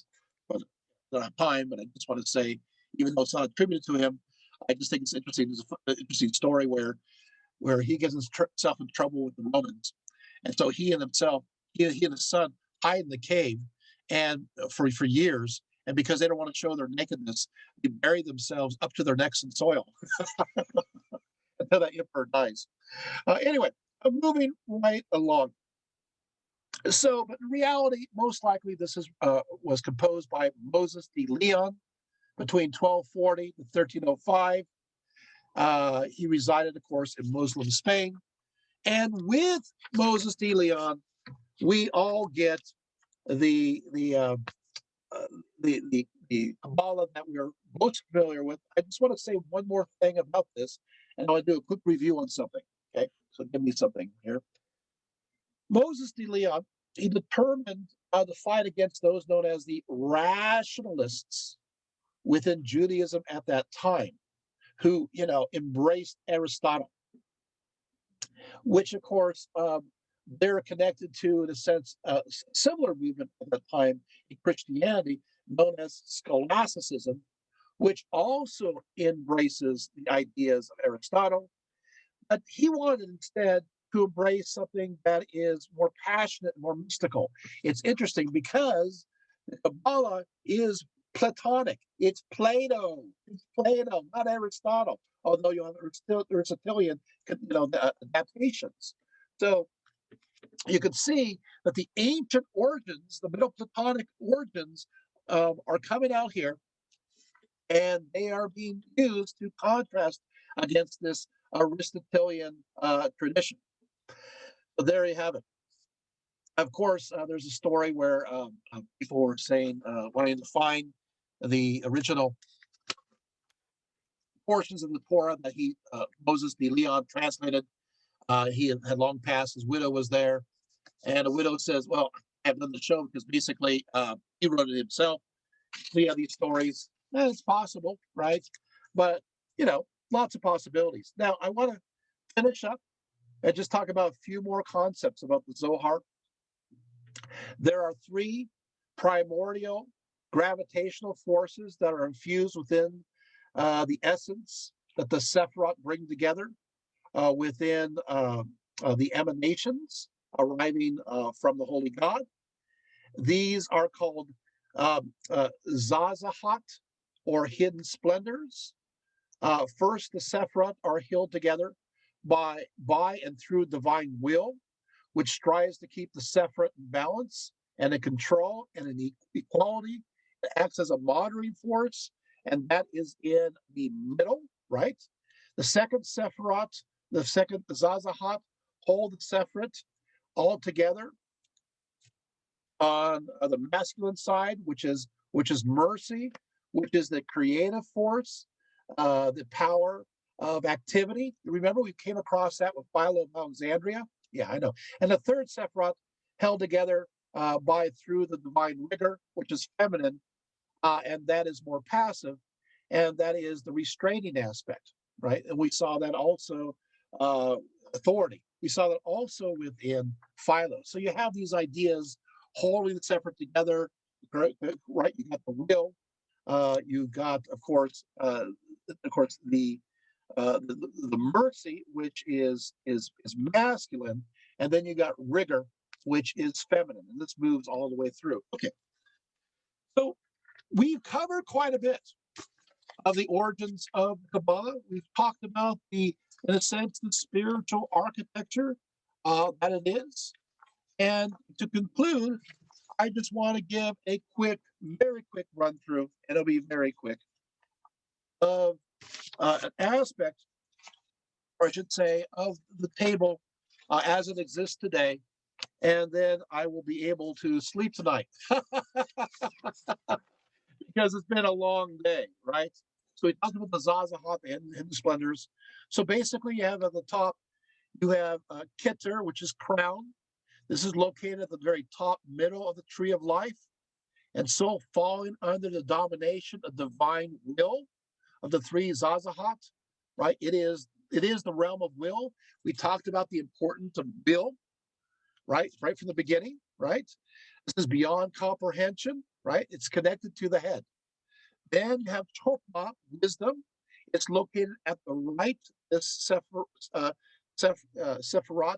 located to the Sephirot, located to the right, and so falls under the realm of dominion of divine mercy. This is inspiration. This is genius. This is revelation. It's very free. This is divine knowledge. It is masculine, right? It takes the will of Keter and shapes it, right? This is the realm. This is the brain. The Binah is now, of course, on the left. This is feminine. This is divine, connected to the divine rigor of the Zazahat. This is divine knowledge and thought, but this is the balancer, right? It seeks logic to discern its meaning so that this knowledge is received carefully, reflected upon, and perceived what it really is. So it's cautionary. This is also the realm of the brain. Then, of course, I want to make sure you know this. Next is the divine triad, which we talked about. Then you have, this veil, which we talked about, and they call it the veil of the Holy Spirit, the Ruach HaKodesh, right? Located in the middle. So it's a moderating force connected to the will. And so therefore, it is, in a sense, the invisible Sephiroth that's not counted, right? But it represents the idea of the translation of this knowledge and balancing it. Then, of course, we move down. Located at the right, you have Hesed, mercy, right? Which, of course, again, this is now emotional, love, generosity, toleration, connected to the right arm. Guvara, which is justice, right? This is feminine. Discernment, logic. This is left arm. Teferet is holding the center. That's beauty, divine will, emotional heart. This is the emotional now heart that holds things together. And then you have Neza, eternity, victory at the right, right? This is, of course, this is obviously like the right leg. It's the realm of action. This is altogether the realm of action. You have Hod, reverberation, splendor. This is, of course, feminine, complacency, acceptance, left leg. And then you go down to Yusod, foundation, center, divine will, purity, dreams, sexual organs. And then Malkut, kingdom, center, divine will. This is the earth. This is the body. And then, of course, you have, this is divided. All these are divided in different groups. This is the tree of knowledge, right? And, of course, below that, you have the realm of shells, right? You have the realm of shells. So as everything that emanates forth, there is another realm that plunges in to the material world all the way down. And so there are stories that the glory of God was filled up in various receptacles, and they're so filled up that they exploded. And so they're like shell-like. And so they're at the very bottom, and they reflect the light because they're broken in almost like an illusion. They're all shadows, aspects that are beyond comprehension. They confuse us. And there's many theories on this. I will just say that Isaac Luria will talk about this, 1534 to 1572. And this he describes it as an explosion. It's God who emanates forth, and by the time it gets down there, it's like this explosion. And this is the origin of evil. And of course, one aspect of evil is the questioning of the unity of God. So you have this multiplicity, and so this, in a sense, translates the idea that this multiplicity says, well, it's God is one, So this is idol worship to believe that God is many, and so this is evil. But why would God allow evil? Well, the whole point is that the idea is God is trying to understand Himself. Well, he is understanding Himself in the process, not trying. He's understanding Himself, and in this reflection, you're going to have this, because how can you have unity without having the contrast to multiplicity? And so this acts as a reflection for God to know, and who does always know, and always will be knowing, and always has known, of His oneness and transcendence and immanence within nature. Thank you.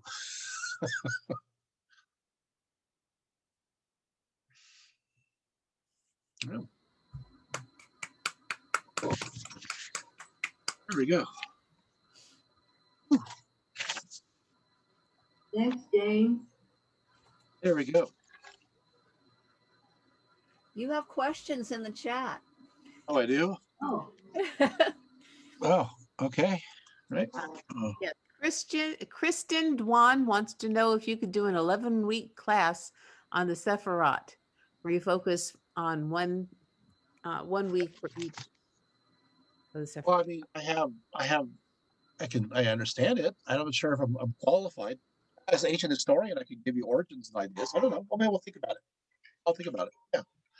Yeah, I will and I would love contemplate. it. I would love it if you would add in Da'ath because not many people talk about that. So I'd love to hear what you have to say about that one for sure. Yeah, absolutely. I mean, my speech is really long, so I did half of it. I did the first half, but I figured, um, that's good because I think the first half most people have not heard, right? Most people very quickly uh, don't know about the fact that where the Kabbalah comes from. We just take it for granted. Does it seem clear the evolution of how ideas came about? Yeah. One by one, maybe. There's more questions. Okay, Erica asks, can you please tell us which is the best text to learn about reincarnation in Kabbalah? The Zohar. always the primary texts. Always. So yeah. So there's references in the Zohar and other works about reincarnation. Yeah. So it's in there. There's a lot in there. Yeah. Like I said, my whole field is ancient history. So as an ancient historian, I gave you my contribution where these ideas connect. But when it comes to applications, obviously for me, so much theoretical. So Okay, Zach Anderson asks, would love to hear your take sometime on the notion that Hegel was influenced by Kabbalah and Hermeticism. yeah, well, yeah. I mean, what's going to happen is that a lot of individuals are influenced by Kabbalah. In fact, I'll go further. You know that I'll go here. Platon was influenced by the Kabbalah. So Platon, of course, is very famous. He is the one who brought Platonism back to the West. That really spurred on the Renaissance. Platon, he went through some time of wandering. He ended up in the Muslim court in the Ottoman Empire, and he learned all about mystical Judaism and, of course, Kabbalic ideas. And those ideas, he actually creates his own religion based on aspects of that, which is a mixture of as Middle Platonism, Neoplatonism mixed in there. But it's so funny because but these ideas are very much a part of the intellectual world of Europe because scholars brush shoulders with scholars, and you got Jewish scholars brushing shoulders with Gentile scholars, and they interact and they have conversations. But also, I want to bring up that Hegel is connecting with Platonism too, and so sometimes it's hard to detect where the Platonism ends and the Kabbalah begins. That's a quotable. You can quote me on that one. Like, does that make sense? Because now the more for those who have taken been in my classes, when it comes to talking about Plato, you know what I just talked about with the Kabbalah. You're going, hey, this is Platonism. This is right down. Yeah, it sure is. It certainly is. So that's so the point is that sometimes what connects to many of these scholars is the Platonic aspect of the Kabbalah, and you're going to see this in many different systems. And of course, I guess I'm answering your question. Any other questions? Thank you. That was one of my favorites. Nobody will be there for it, but I love my Platon talk. Because here's one guy that changed the world. He just he was just he was the right place at the right time. He was supposed to bring peace between the East and the West, the Greek East and the Latin West. The Byzantine Empire starting to disappear at this time. because being surrounded by the Ottomans, they need to have an alliance with the West. He ends up, at a peace accord. Even though they consider him a heretic, he's best at describing emanations of powers, right? And so he's really good at it. I wonder how he got, so Platonism and of course these other teachings. So he's talking. So because it's controversial about the idea of how the Father and the Son and the Holy Spirit emanate from one another, he was at this council to argue. He got bored, and he started wandering around the streets of Florence, and he ended up in the court of Cosmo de' Medici, and Cosmo loved him, and ended up setting up a school dedicated to his knowledge, Plato's Academy, and brought Plato, and of course those ideas really were the starting point of the Renaissance. And he just went back home. I'll start the Renaissance and go back home. And that's what he did. Yeah, why not? But he's a fascinating figure, oblivious. By the way, he also gave Strabo's geography to a map to somebody about showing that the world was round, but not only that, but how to go around it. And then, of course, this map landed up. This guy gave it to somebody by the name of Christopher Columbus. I know. Like I said, he just kind of stumbles around and changes the world and just goes away.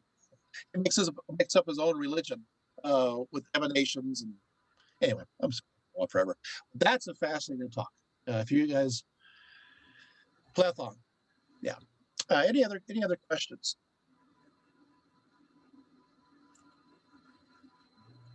The part where they were talking about people's heads exploding or something like that, or they're dying. The glory of God is filling these vessels, and they become so overflowing that they explode. Yes, and they turn into fragments, and so they become a multiplicity. Because they become a multiplicity, they become imperfect, and this imperfection is shown in there's many as opposed to the one. But this is not true. This is a lie, because ultimately they are supposed to be a reflection of the one. So these are shells. This is the realm of shells that cover the glory of God. Huh. Does that make sense? Mm-hmm. So there. So that's so exploding. And these 4 different levels in the realm of shells. So because they hide the truth, supposedly, shells. They also call them peels, like the peel of a fruit. So the fruit of God is there, but the peel covers that glory. So the real fruit is there, and so these shells, these peels, they're covering the possibility of God's glory, and so they're getting in the way. Right. So so these are distractions. And they also talk about these sparks that get plunged into the realm of shells, which could be souls that have lost their way, have lost their light, and have succumbed into this darker realm of hopelessness. And there's this desire to, of course, you have to help them, bring them back. There's a way back. And those are the ones who fall into believing in the multiplicity as opposed to the one, because the one is immanent within the all. Sounds kind of animistic, doesn't it? Sounds like Plato. No, it is. The allegory of the cave. Yeah, I know. I wanted to bring that up too. It is the allegory of the cave. This is where ancient scholars and philosophers need to hang around people who are into the Kabbalah and have that conversation.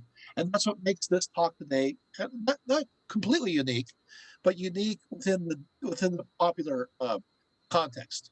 So scholars talk about this all the time. They write papers about it. They do symposiums. They talk about themselves. Meanwhile, the general public is like, huh? What? So the Kabbalah, it started in the 11th, 12th century, and it's strictly Jewish mysticism. It's like,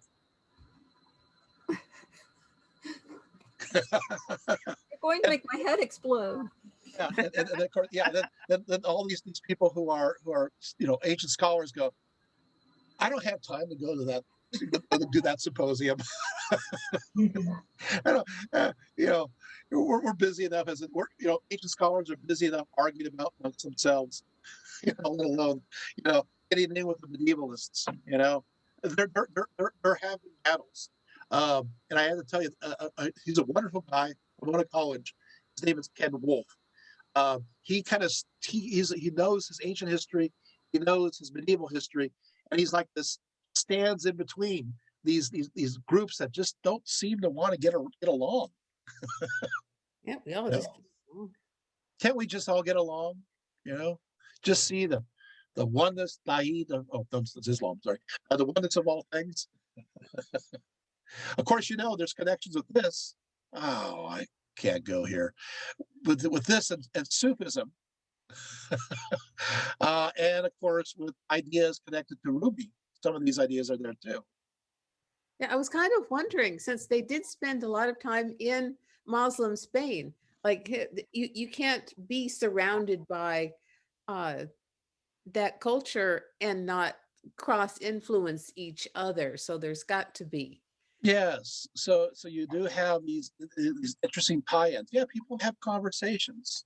That's what people do. They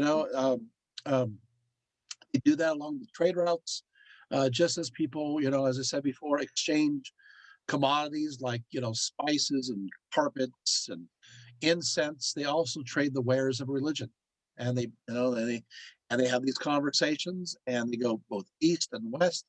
So there is no straight orthodoxy until it's all casual, until somebody goes around and says, what, we got to codify this. We got to make this is the authentic text. And so that's why here's a problem when it comes to the textual transmission or to the ideas of the Kabbalah. It's really fluid. Did you guys notice that? It's really fluid for a period of time. The Merkavah tradition, it's not really organized. All those ideas are there. You're having these ideas also inherent within those who are Jews who still are connected to the Platonic traditions, right? And even though they cut off the tether of the Septuagint, and that actually starts at the Council of Diana, right, in the later part of the 1st century CE, but it becomes solidified by the time we get to the 2nd and 3rd century, and it's like no more Greek knowledge, destruction of Jerusalem in 70 CE, we've fallen again. We're not going to do that. And so they start rejecting the Greek Septuagint, and of course, obviously embrace the Hebrew, obviously Aramaic. The problem is that they still retain, even in those languages, these Platonic ideas. They're still there, and they're obviously there. But they're spread out, and they're all over the place, right? So we get Isaac the Blind. Yeah, he's dealing with lots of fragments, lots of these ideas. Do we have these fragments? Of course, we have fragments from all over the ancient world. There's a beauty to this. It's called these ideas are going across dry areas that preserve papyrus and parchment. So yeah, scholars know of these ideas, and we can even connect some these concepts or American tradition, especially in Babylon, into Baghdad, right? We have that there, and if you're familiar with the Umayyads and the Abbasids, right? It's all there, it's there. But then again, now we have a problem. A lot of scholars have this. It's like, but that means we have to go to a archive in Iraq, in Iran, in Syria. Something tells me it's a little difficult to do research right now in those areas. Are you following me? So some of those missing pieces, and then you got to learn a whole lot of different languages, right? So you got to know your Arabic, right? But you got to know your Aramaic. You got to know your Syriac. You got to know, this list of languages, right? And it's like, wow, you got to be a real specialist. A lot of people don't want to be that specialist because it takes years. I mean, for me to be in my field, it took me from I started my college education at 1985, and I finished in 2006. So yeah, it takes years and years and years, and then all we think about now is, can we get tenure? Trying to publish articles to survive, fight and flight, freeze kind of responses. And so, yeah, it takes a long time to get there. And then we don't have enough lifetime to actually share everything or publish everything correctly. And then I've had fellow scholars. It's so sad. They have spent their entire lives learning these archaic languages. This is so sad. This is actually a true story. Archaic languages and ideas. And then they arrive at the monastery where they're supposed to be, where those manuscripts are, and they arrive and they say the wrong thing, and the monk says, "I'm sorry." What? I'm sorry. That's it. You're not going to go in. Or they say, "Okay, you got an hour. Here's a pencil, and you can't take your computer." It's like my whole life. What am I going to do? And so you have this happening, and it's sad. So much of these connections or tie-ins to these mystical traditions in the Middle East are difficult to access. Is that making sense? Thank you, Sonia, for coming. Does that make sense? So that means that we have to follow the path across North Africa. Well, good luck on that one. Why? Well, you got Egypt. That's okay.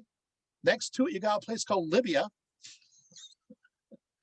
You got Tunisia. You got Algeria, right? You got Morocco's okay. So we have some problems, right? We have some problems when it comes to transmissions of knowledge, but we do have enough, and I demonstrate this. We have enough to know that these traditions continued on and went to Spain. So Spain is not inventing these ideas. These ideas are already well formed, but it doesn't have the exact names. Yeah, but they have close to the same spiritual architecture, right? What I read in Philo of Alexandria, so much of that are the ideas of the Kabbalah. It's all there. In fact, I had a few more pages I didn't even read, even more connections, right? And you have this structure, right, of this idea of creation, right, and this idea of restraint, right? That's already there. He already talks about it. It's already part of the emanations. It's already part of the powers, right? There is a moderating force, which I don't have time to talk about, which is the logos, which is the will that holds together both together. That's there too. Well, that's in the Zohar. There it is. It's already there, right? You already have also the connections to different parts of the body and the planets and they, of course, I didn't go further. I connected also to rocks and right. Remember the gems and the Hebrew letters, for heaven's sakes, right? And the various paths, right? The number adds up. It's exactly the same, and there are ways between each one. It's like how much more evidence do we need? But there it is. So much of the Kabbalah, it is there. But it's, and again, you could see why this is a difficult talk because you notice I mentioned, they claim this work was written by this person, but it's written really by that person. I said that quite a bit today. I know a lot of people expected me to use those as the earlier sources, saying, this rabbi wrote it in the first century. No. I'm not going to go there. I give you a whole new group of people to worry about. Don't worry about those people, the ones that are not mentioned. And I think Philo of Alexandria. By the way, good idea if you ever want to. They have a cheap form. A book of Philo of Alexandria. Its complete works are what we have.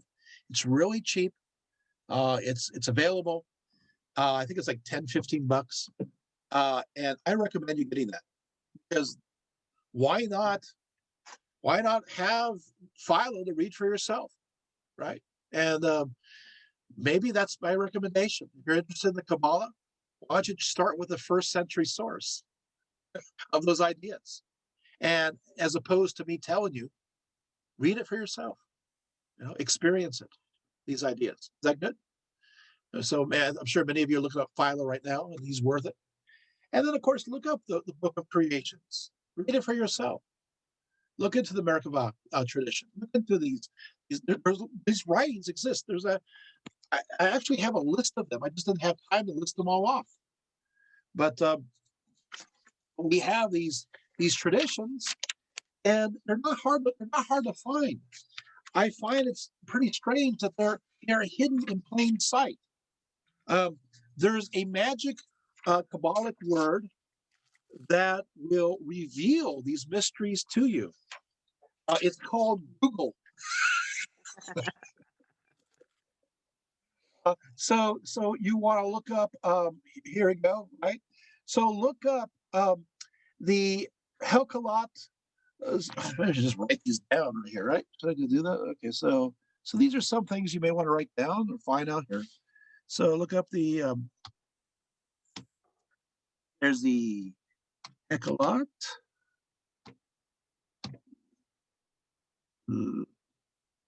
That one, of course, those are the lesser palaces of mystical ascent.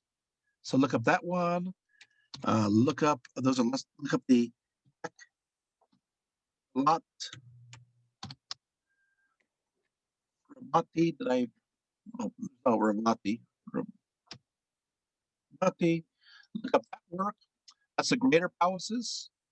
That gives you details of the ascent, right?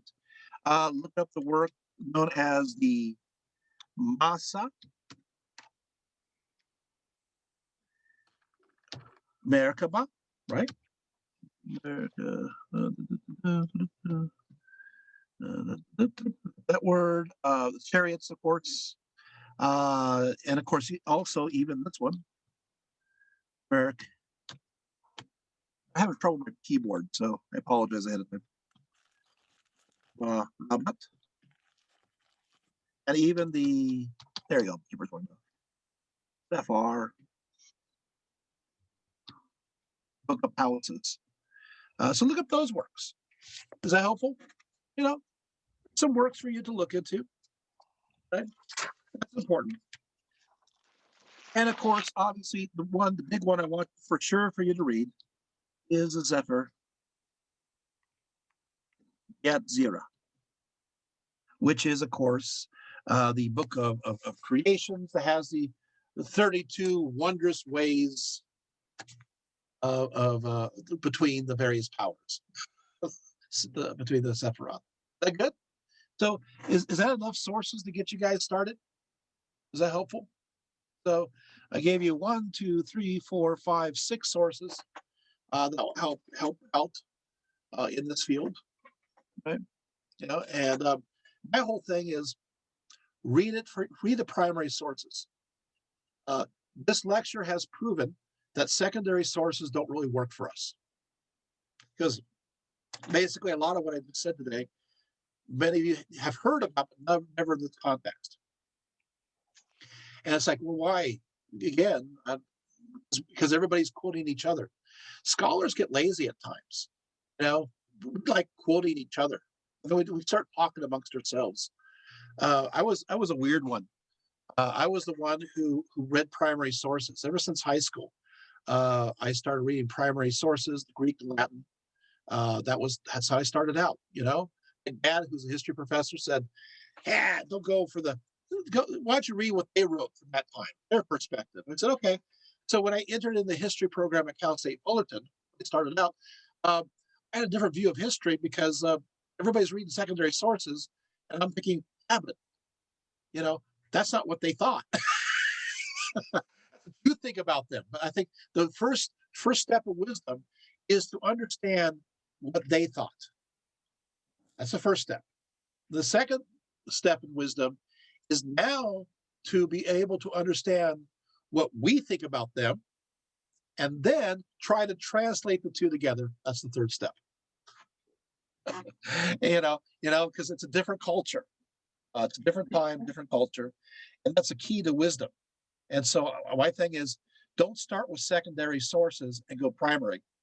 Start with primary sources and then consult secondary sources when needed, right? When needed. And of course, you may get it wrong because when it comes to translation, you still have your perceptions, but at least you'll be more right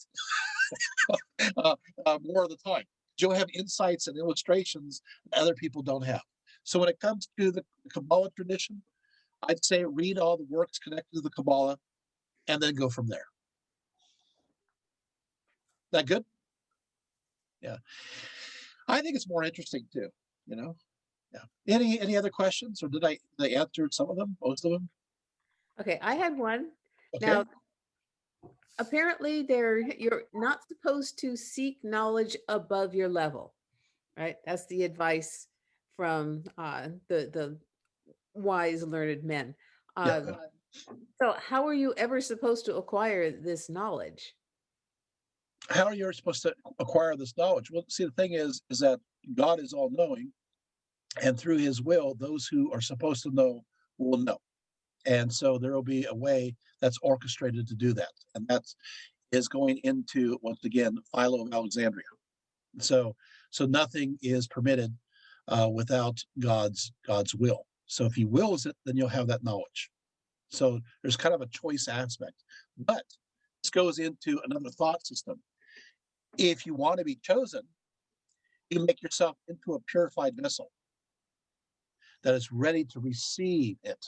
So you take the cup of your soul and you clean it all up so that or so it can be filled, or you take the mirror of your soul and you clean it all up, you polish it Here.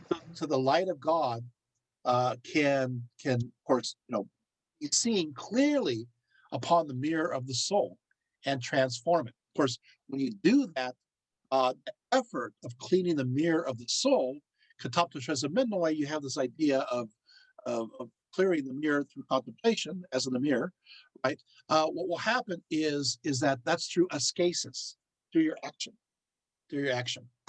and then as a result of that purity, then of course you're able to reflect that light, right? And there is the sense of ascension there, right? Sometimes in Christian circles, that in a sense they call that theosis, and then when you go to that moment of actually touching it, it's theoria, right? So you have that moment. So, but anyway, sorry, too much language. But anyway, so this is how. So you're clear to let. So the same idea. This mirror idea is talked about a lot by Philo, and this is a huge idea within the Kabbalah. It's polished, this mirror conception, and he helps articulate it. So if you want to be ready, you be a righteous person, because there are also rabbis that talk about the fact that, hey, Abraham was a righteous man, and because he was righteous, right? They will say the mirror of his soul, right, was still calmed, through his effort to receive. So only God gives, but you have the effort shown of being willing to receive. You're not making God do anything. They're going, hey, I want it. God goes, you got it. Okay. So that's kind of how that idea works. Does that help answer your question? Yes. Maybe too much? No. It was great. Yeah. So, it looked like I was in the baseball field, I got it. Hitting towards you, hitting home. But yeah, so again, these ideas do come from Philo, who really does so much in merging Judaism with Middle Platonism. And it must be remembered, Middle Platonism is also the fertile ground of Christianity. So it is the fertile ground of the two. And remember, this is people don't know this, but the idea of God who is one but still has a multiplicity, he's still united, he's still one in every way, right? That works really well with Greco-Roman thought and works very well with Platonism. The idea is the emanations and these powers.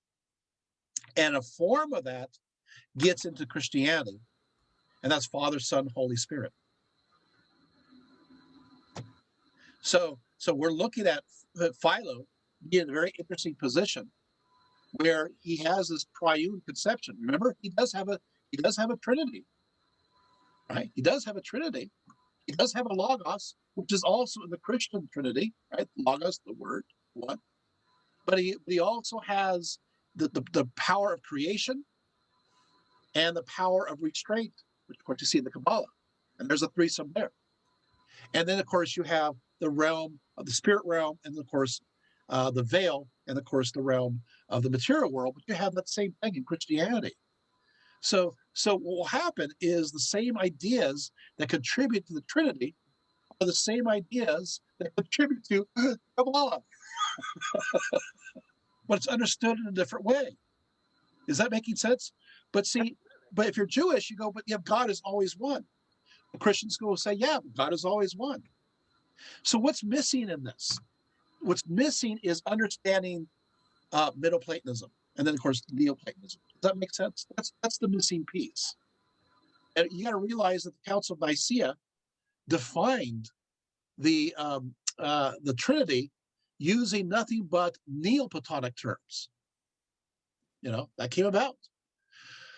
But some of that same language was also applied to earlier on within Judaism, found in Philo. Is this fascinating? Right?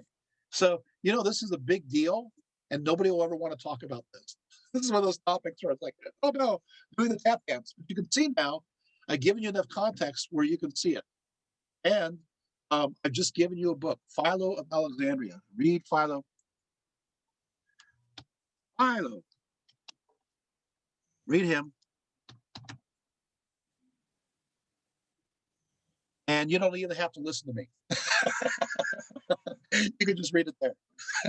It's like, so don't blame me.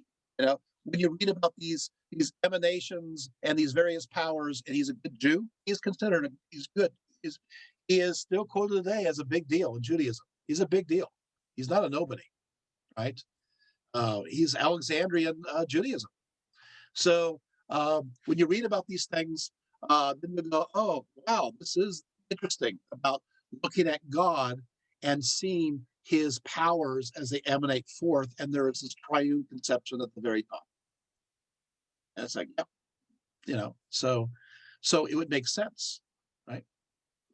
And of course, also the idea of, get this, according to the Philo, but according to the Zohar too, God, in a sense, is limiting himself to be seen as a mirror in the material world. So, but you have that conception also within Christianity. But they do that, but they interpret that in connection to the Logos, which is Jesus. Limited flesh. So this is a joy when it comes to Christology. Oh, yeah. I have fun at these kinds of events. I'm some troubles because what I do is I bring the text with me. I say, where do you have this? I'm like, here. Here. There, I got,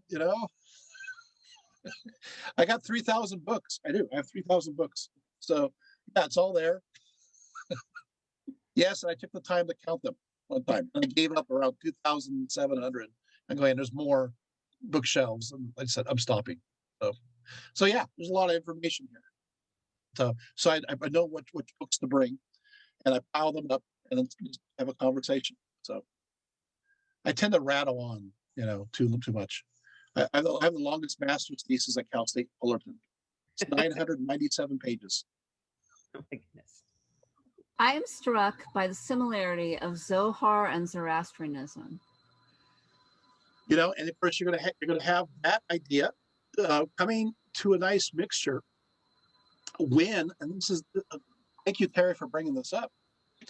You got to remember that this mysticism, the Merkavah tradition, goes into the Middle East. It is in Babylon. It is in what is now Iraq. It is in Persia. This is that missing link. And of course, Zoroastrianism was the main religion in that area until the advent of Islam. So absolutely, you're going to get those ideas. But I want to tell you a little secret. Zoroastrianism kind of mixes with Platonism too. You just can't keep anything separate anymore. Yeah, the good old days of duality. But they start changing things too. People just philosophers just can't. Philosophers. Your husband's one. Uh, they just don't. They can't stay quiet. So they're on the road. They're going to be talking about everything, and so these ideas just travel with them. How can they not? I think philosophers are philosophers because they like to hear themselves. And that's okay. That means that everybody else hears them, and that means that they trade their wares and they go everywhere. So I can trace Shramanas, who are Indian mystics. I can trace their lives from India all the way to Europe. We have Indian Shramanas who are buried in Turkey. There's a section of Alexandria where all those of the Indic philosophy used to live in Alexandria. They're everywhere. In fact, you have also the roots of Neoplatonism. Ammonius Saccas from Alexandria was the one who taught, of course, Plotinus. Ammonius Saccas, Saccas, it's a form of the word Sakyas. Sakyas as in hello, Buddha. And what happened is that Ammonius Saccas, what was he? Oh, that's right. Part of his background was from India, and he lived in Alexandria, and he helped create Neoplatonism through Plotinus. So you want a direct connection? Google. There it is. Ammonius Saccas. Is that cool? Right? And you can see those ideas pretty easily if you read Plotinus's works. Yeah, it's there. It's right there. It's obvious. And so it is a small world after all, without all the crazy animatronics singing terrible songs over and over again. So, it is. It just, it's amazing. So Ammonius Saccas. Also, I want to say that even the Platonic tradition, going through the Christian Platonic tradition, the Middle Platonists, you got Clement of Alexandria, who talks about these ideas. His teacher, Pataneus, where did he go? He went to India, and he writes about it. And it's like, oh, you went to India? Yeah, and he brought back ideas. So no wonder all these ideas are all mixed together. They're all mixed up. Is that making sense? Yeah. So it's incredible. So when people say, oh, India, it's so far away. No, it's not. In the Western world, what's it going to do? If you take the Pony Express, from Asia Minor, from Ephesus, which is still active, you get to Susa by Pony Express. It'll take 2 weeks. It'll take another week from there to Indus River. Okay, that's how. Yes, it'll take forever if you do the ox wheel, wheel traffic. It'll take months, but not by Pony Express. But remember, these people are traveling, and who set that up? It was the Persians, the Great Golden Road, and they had 111 postal stations. Right? So I mean, so travel went constant. Remember, Alexander the Great, he got to the Indus River, and even though he left, the Greeks stayed there for what? For 200 more years. And so people don't realize that there's that connection too. Who helped write the history of India? Megasthenes. Where was he? He was at Pataliputra, the capital of the Mauryan Empire, for heaven's sakes. And he's writing about India as a Greek in India. So it is not the small world that we saw. So these ideas that we see with the Kabbalah are really fluid, extremely fluid. And when people, I don't know what scholars do. They like to make everything into compartments. They want to put everything in little boxes. And the reality is I want to fracture those boxes, but I don't want to do the shell way. I'm not going to play the shell game. But I think we need to have more conversations, and we need to end the territorial games. Okay, I'm picking off my soapbox. So thank you, Kristen, for being here. I hope you enjoyed the talk. Oh, whew. And Very much, very much. yeah, so thank you for, it's wonderful having seen you again. So, How do you spell Protocus? huh? How do you spell, oh, ammoniosakis? Sorry. Oh, okay. Sorry. I want to look at that. I'm gonna spell it phonetically Okay. because I know it in Greek. So I'm gonna look up the English way of saying it because otherwise I'll give you the wrong spelling. And then I think I might have misspelled Patanus, but I want to look Okay. that up too. Comes right up. Okay. It's Ammonius, and then Sakis. Saccas. Okay. I almost had it right. Okay. Yeah. Okay. I think Yeah. So you. Patanus is Patanaus. Yes. Okay. That's right. All right. Yeah. I'm gonna look that stuff up. Huh? So It's they interesting. argue which is older, Zoroastrianism or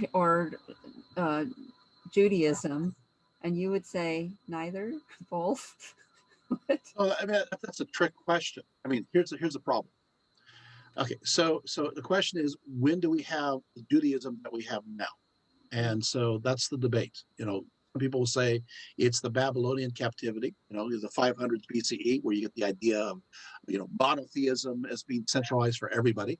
The idea of God's chosen people, you know, Israel being important because they're not there. You know, have of course the idea of, you know, Torah and scripture and tradition as being important for everybody. You have circumcision as being important for everybody.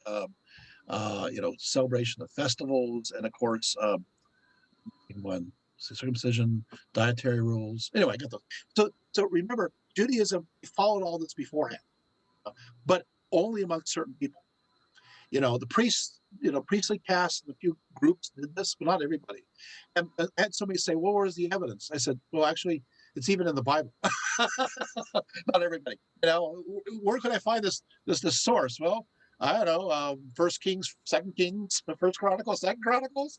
You know, it's everywhere. You know, and it's like, well, give me more evidence. I don't want to believe the Bible. Okay, called archaeology, which I you know, was trained by Tammy Snyder, who is, of course, Telefar out of Israel. So yeah, you know, I could tell you that. And there's so much evidence in the material culture that before we get to the Babylonian captivity, a lot of those people who are understood as Jews are practicing whatever the heck they want.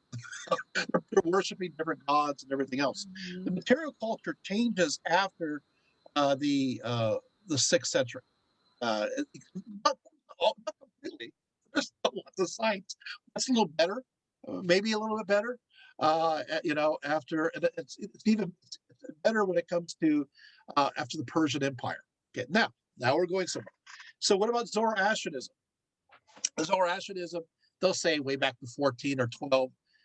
I would say 700 to 600 BCE, you got Zoroaster. But here's the problem. During the Babylonian captivity, you got Zoroastrianism and their ideas mixing with Judaism. So you look at the older part of the Hebrew Bible, you go, do you got an apocalypse? No, but you do Book of Daniel. And that's very much Zoroastrianism, that idea, right? So you have these concepts. What about the devil, right? You know, you have a shadowy kind of figure, but you get it's more defined because agromanu, you know, which is, you know, Ahura Mazda is the evil spirit, you know, the balance. You have that there. So that enters into Judaism. You have Saurasant. Saurasant is the chosen one, according to Zoroastrianism, right? Saurasant. He is the one chosen to do what? He's born of a virgin, right? He's going to do miracles. He's going to do wonderful things. He's going to raise the dead. Then there's going to be a great apocalypse, and he's going to the living and the dead. There's going to be a great battle. This is Zoroastrianism. And what happens is that you know, there's this big battle, and Saurasant is a part of that. Well, this chosen one to save us from the apocalypse, where does it go? It goes right into Judaism. And you know where it goes deeply into Judaism? It goes into the groups that are connected to the Dead Sea Scrolls. Oh, wow, that's really in there. Of course, I've done lectures on the Dead Sea Scrolls, and obviously you've seen Bring the Dead Sea Scrolls and so forth. And but anyway, the point of the matter is that yeah. So there it is. It's interesting that the communities that connected the Dead Sea Scrolls at Qumran and other places, Essenes and other groups, Therapeutai, you have other groups that are involved. Okay, Therapeutai are mentioned in Philo of Alexandria. That's where we get the information from. Anyway, so what happens is all these groups are rebelling against the current Judaism that's too much Greek and Roman. So they're going to really overemphasize their Zoroastrian affiliations. Although recently, the piece of the more from that context arrived recently, a couple of weeks ago, that was in Greek. That's a whole other point. So we do have some in Greek, but a lot of it is in the Aramaic. A lot of it is in Hebrew. And so Zoroastrianism runs really strong within that element of Judaism, but not necessarily all the elements. Is that helpful? And of course, the idea of Sarasat will become the chosen one, will become the anointed one, which will become, of course, obviously the Messiah. So, of course, as you know, if you're a practitioner of Zoroastrianism, their high priests are called Magi. They are today. So if you go, as you know, as Lauren knows, go to the fire temple, Oh, yeah, the Magi. Well, wait a minute, who visited Jesus? The Magi. Oh, that makes sense now. The Sarasot has arrived. Birth of a virgin. Why not?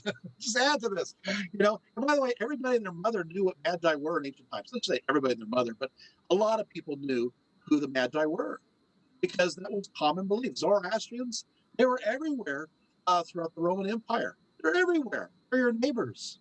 This is not like some secluded belief. This is like popular knowledge. When that idea was written down, whether there was actual wise men visit Jesus or not, or even the story at all, whether or not, the person who wrote that down and wrote down Magi knew very well that his readers knew, oh, those are priests of Zoroastrianism. They knew that. They knew that because if you read writings from that time, everybody knows who the Magi are. That's where we get the word magic, magia, right? Because it's that foreign, exotic ritual stuff that those other people do. We don't do that. We do rituals of power. Those exotic ones, they do magic, which is like the Magi, which is what the priests do. What the hell? So that's exotic magic. So how we understand magic today is not magic in those days.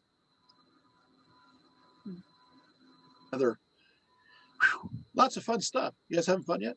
Yes. No. Anyway, so much information, so much to talk about. But seeing connections everywhere, huh? Yeah, connections everywhere. Anyway, so Totally do you have love any it. other questions? Huh?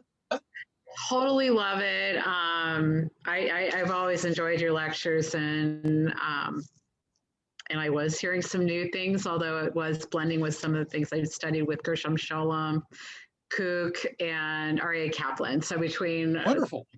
Yeah. So I'm like, I'm honored. Sure, I had the Sefer Yetzirah. I'm like so upset. So I just ordered that in the Bahir because I had to have the right. Yes, right. that's the way you do it.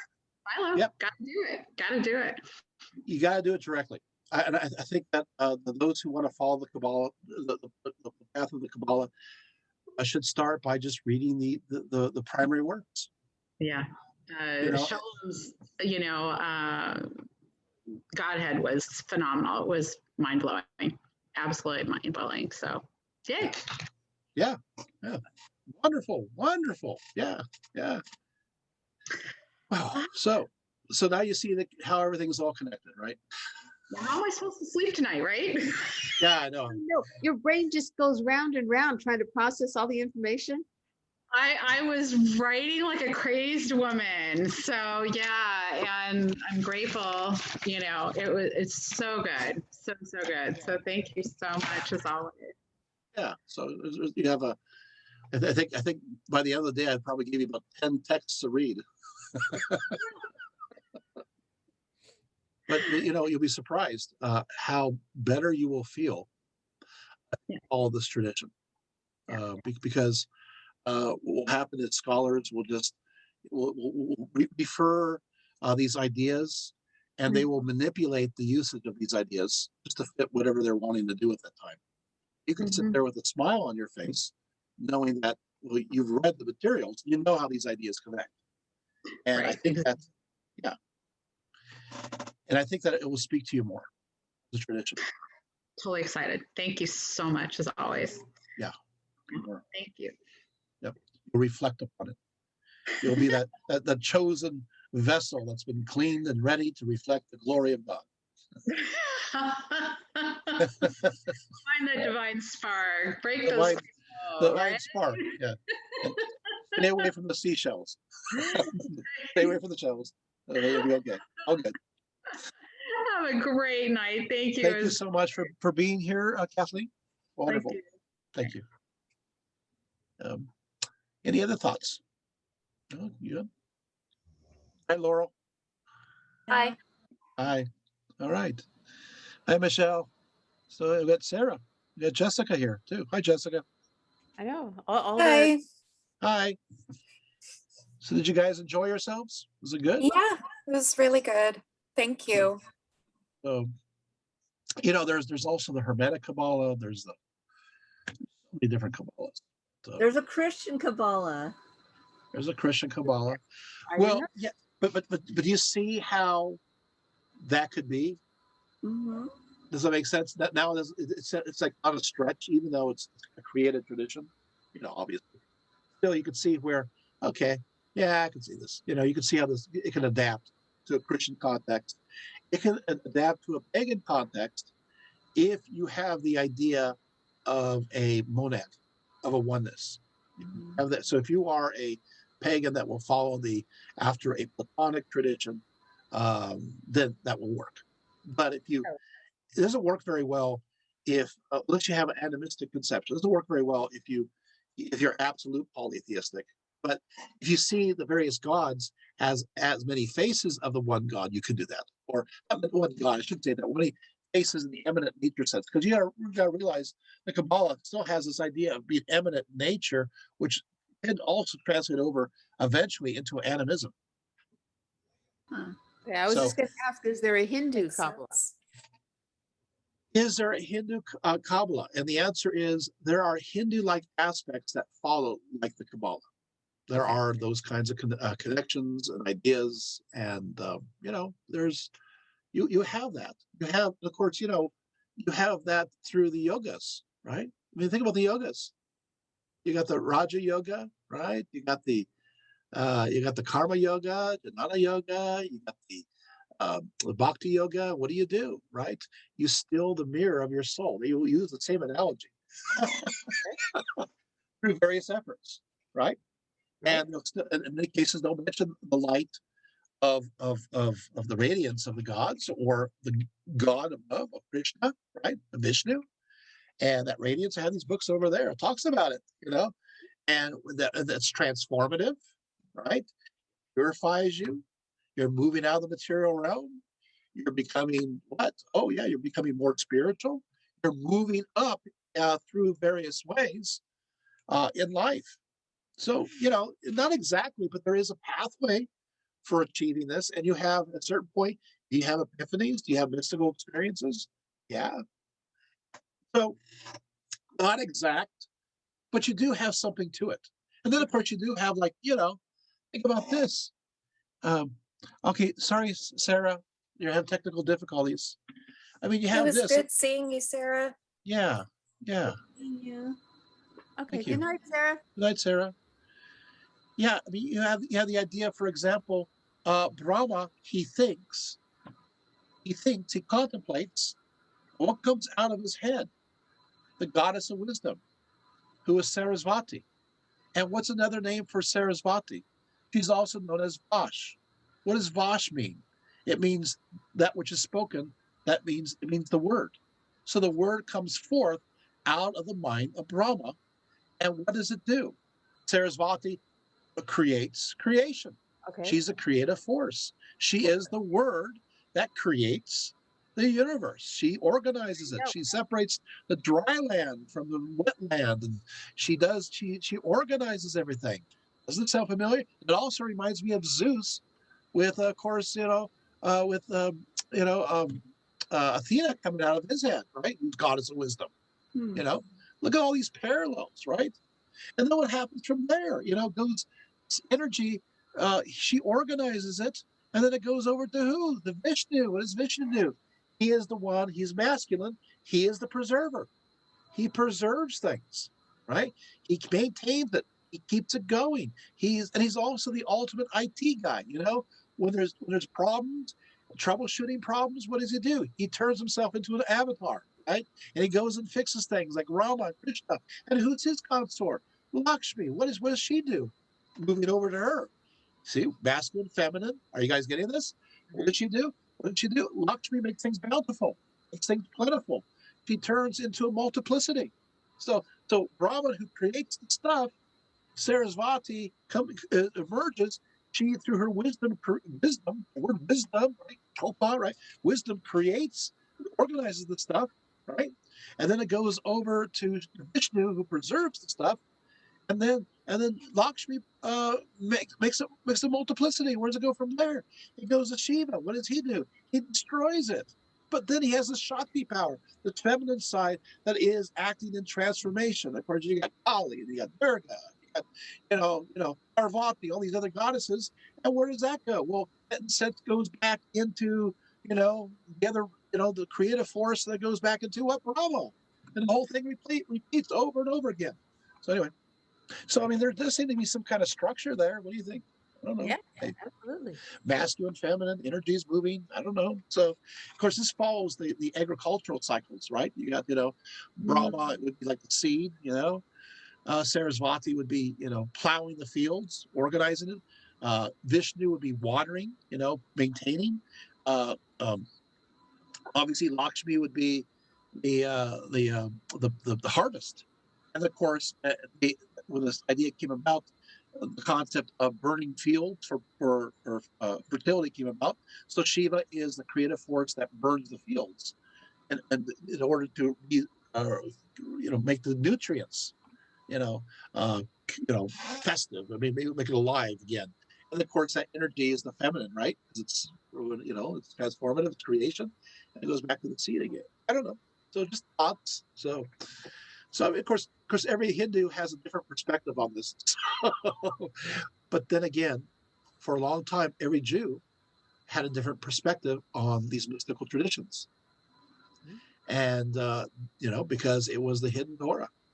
So it's fluid, and so it becomes entrenched. Not with the Zohar, but it does become a little bit more agreed upon. And then now today we go, if it's not in the form of the Zohar, it's not Kabbalah, and that smacks of orthodoxy. Oh, and one thing I've learned through listening to all of your lectures is that everything influences everything else. And It does. when I was growing up reading the Greek myths, there was Athena, and it was this one thing. And Athena isn't one thing; she's 100 different things that we slap the same name onto. But that happens everywhere, all the time, forever. And I think that for me is fascinating. I think that people, the ideas travel through the trade routes, through oral tradition, and even psychologically, we have similarities to come up with the same idea in different places. But ultimately, it is a small world after all, and we do interact with each other, and we can't help it. And I think that the exclusivism of the idea of saying that these traditions don't talk to each other, it's ridiculous, especially when they use the same names. The same way of operating these ideas. So, I mean, and of course, obviously Zoroastrianism, then we can go on to Manichaeism too. I mean, we can go here, or the Mandean belief system, and how these ideas connect to not only like Judaism, but Christianity, or better still, Islam. People don't realize there's connections with Islam in these traditions. So, unfortunately, the areas where that happened are problematic today, not just because of politics, but because of just it's just difficult for scholars to get access to a lot of materials. So. All right. Well, I think This has been fun, huh? Yeah. Yeah, All thank right. you. Thank you. If you don't have any more questions, so Laurel or Jessica or Michelle? Oh, Nope. Not some that notes. I can think of. No. all right. Thank Okay, you. well, you've got that That's early meeting tomorrow. Maybe we should sign off. Yeah, I have a meeting at 9:00. So, Ooh. Yeah. so I will say good night. I'll get some shut eye, and then I get to go to department meeting as we talk about the future of a class called historical thinking. How that should change or not change, and see what happens. Well, good luck. Good. Thank you. Sounds like Good a night, Thank you. everybody. Have a good night. Bye. So long. Bye. Bye. Thank you. Bye. Thank Bye. you. Bye.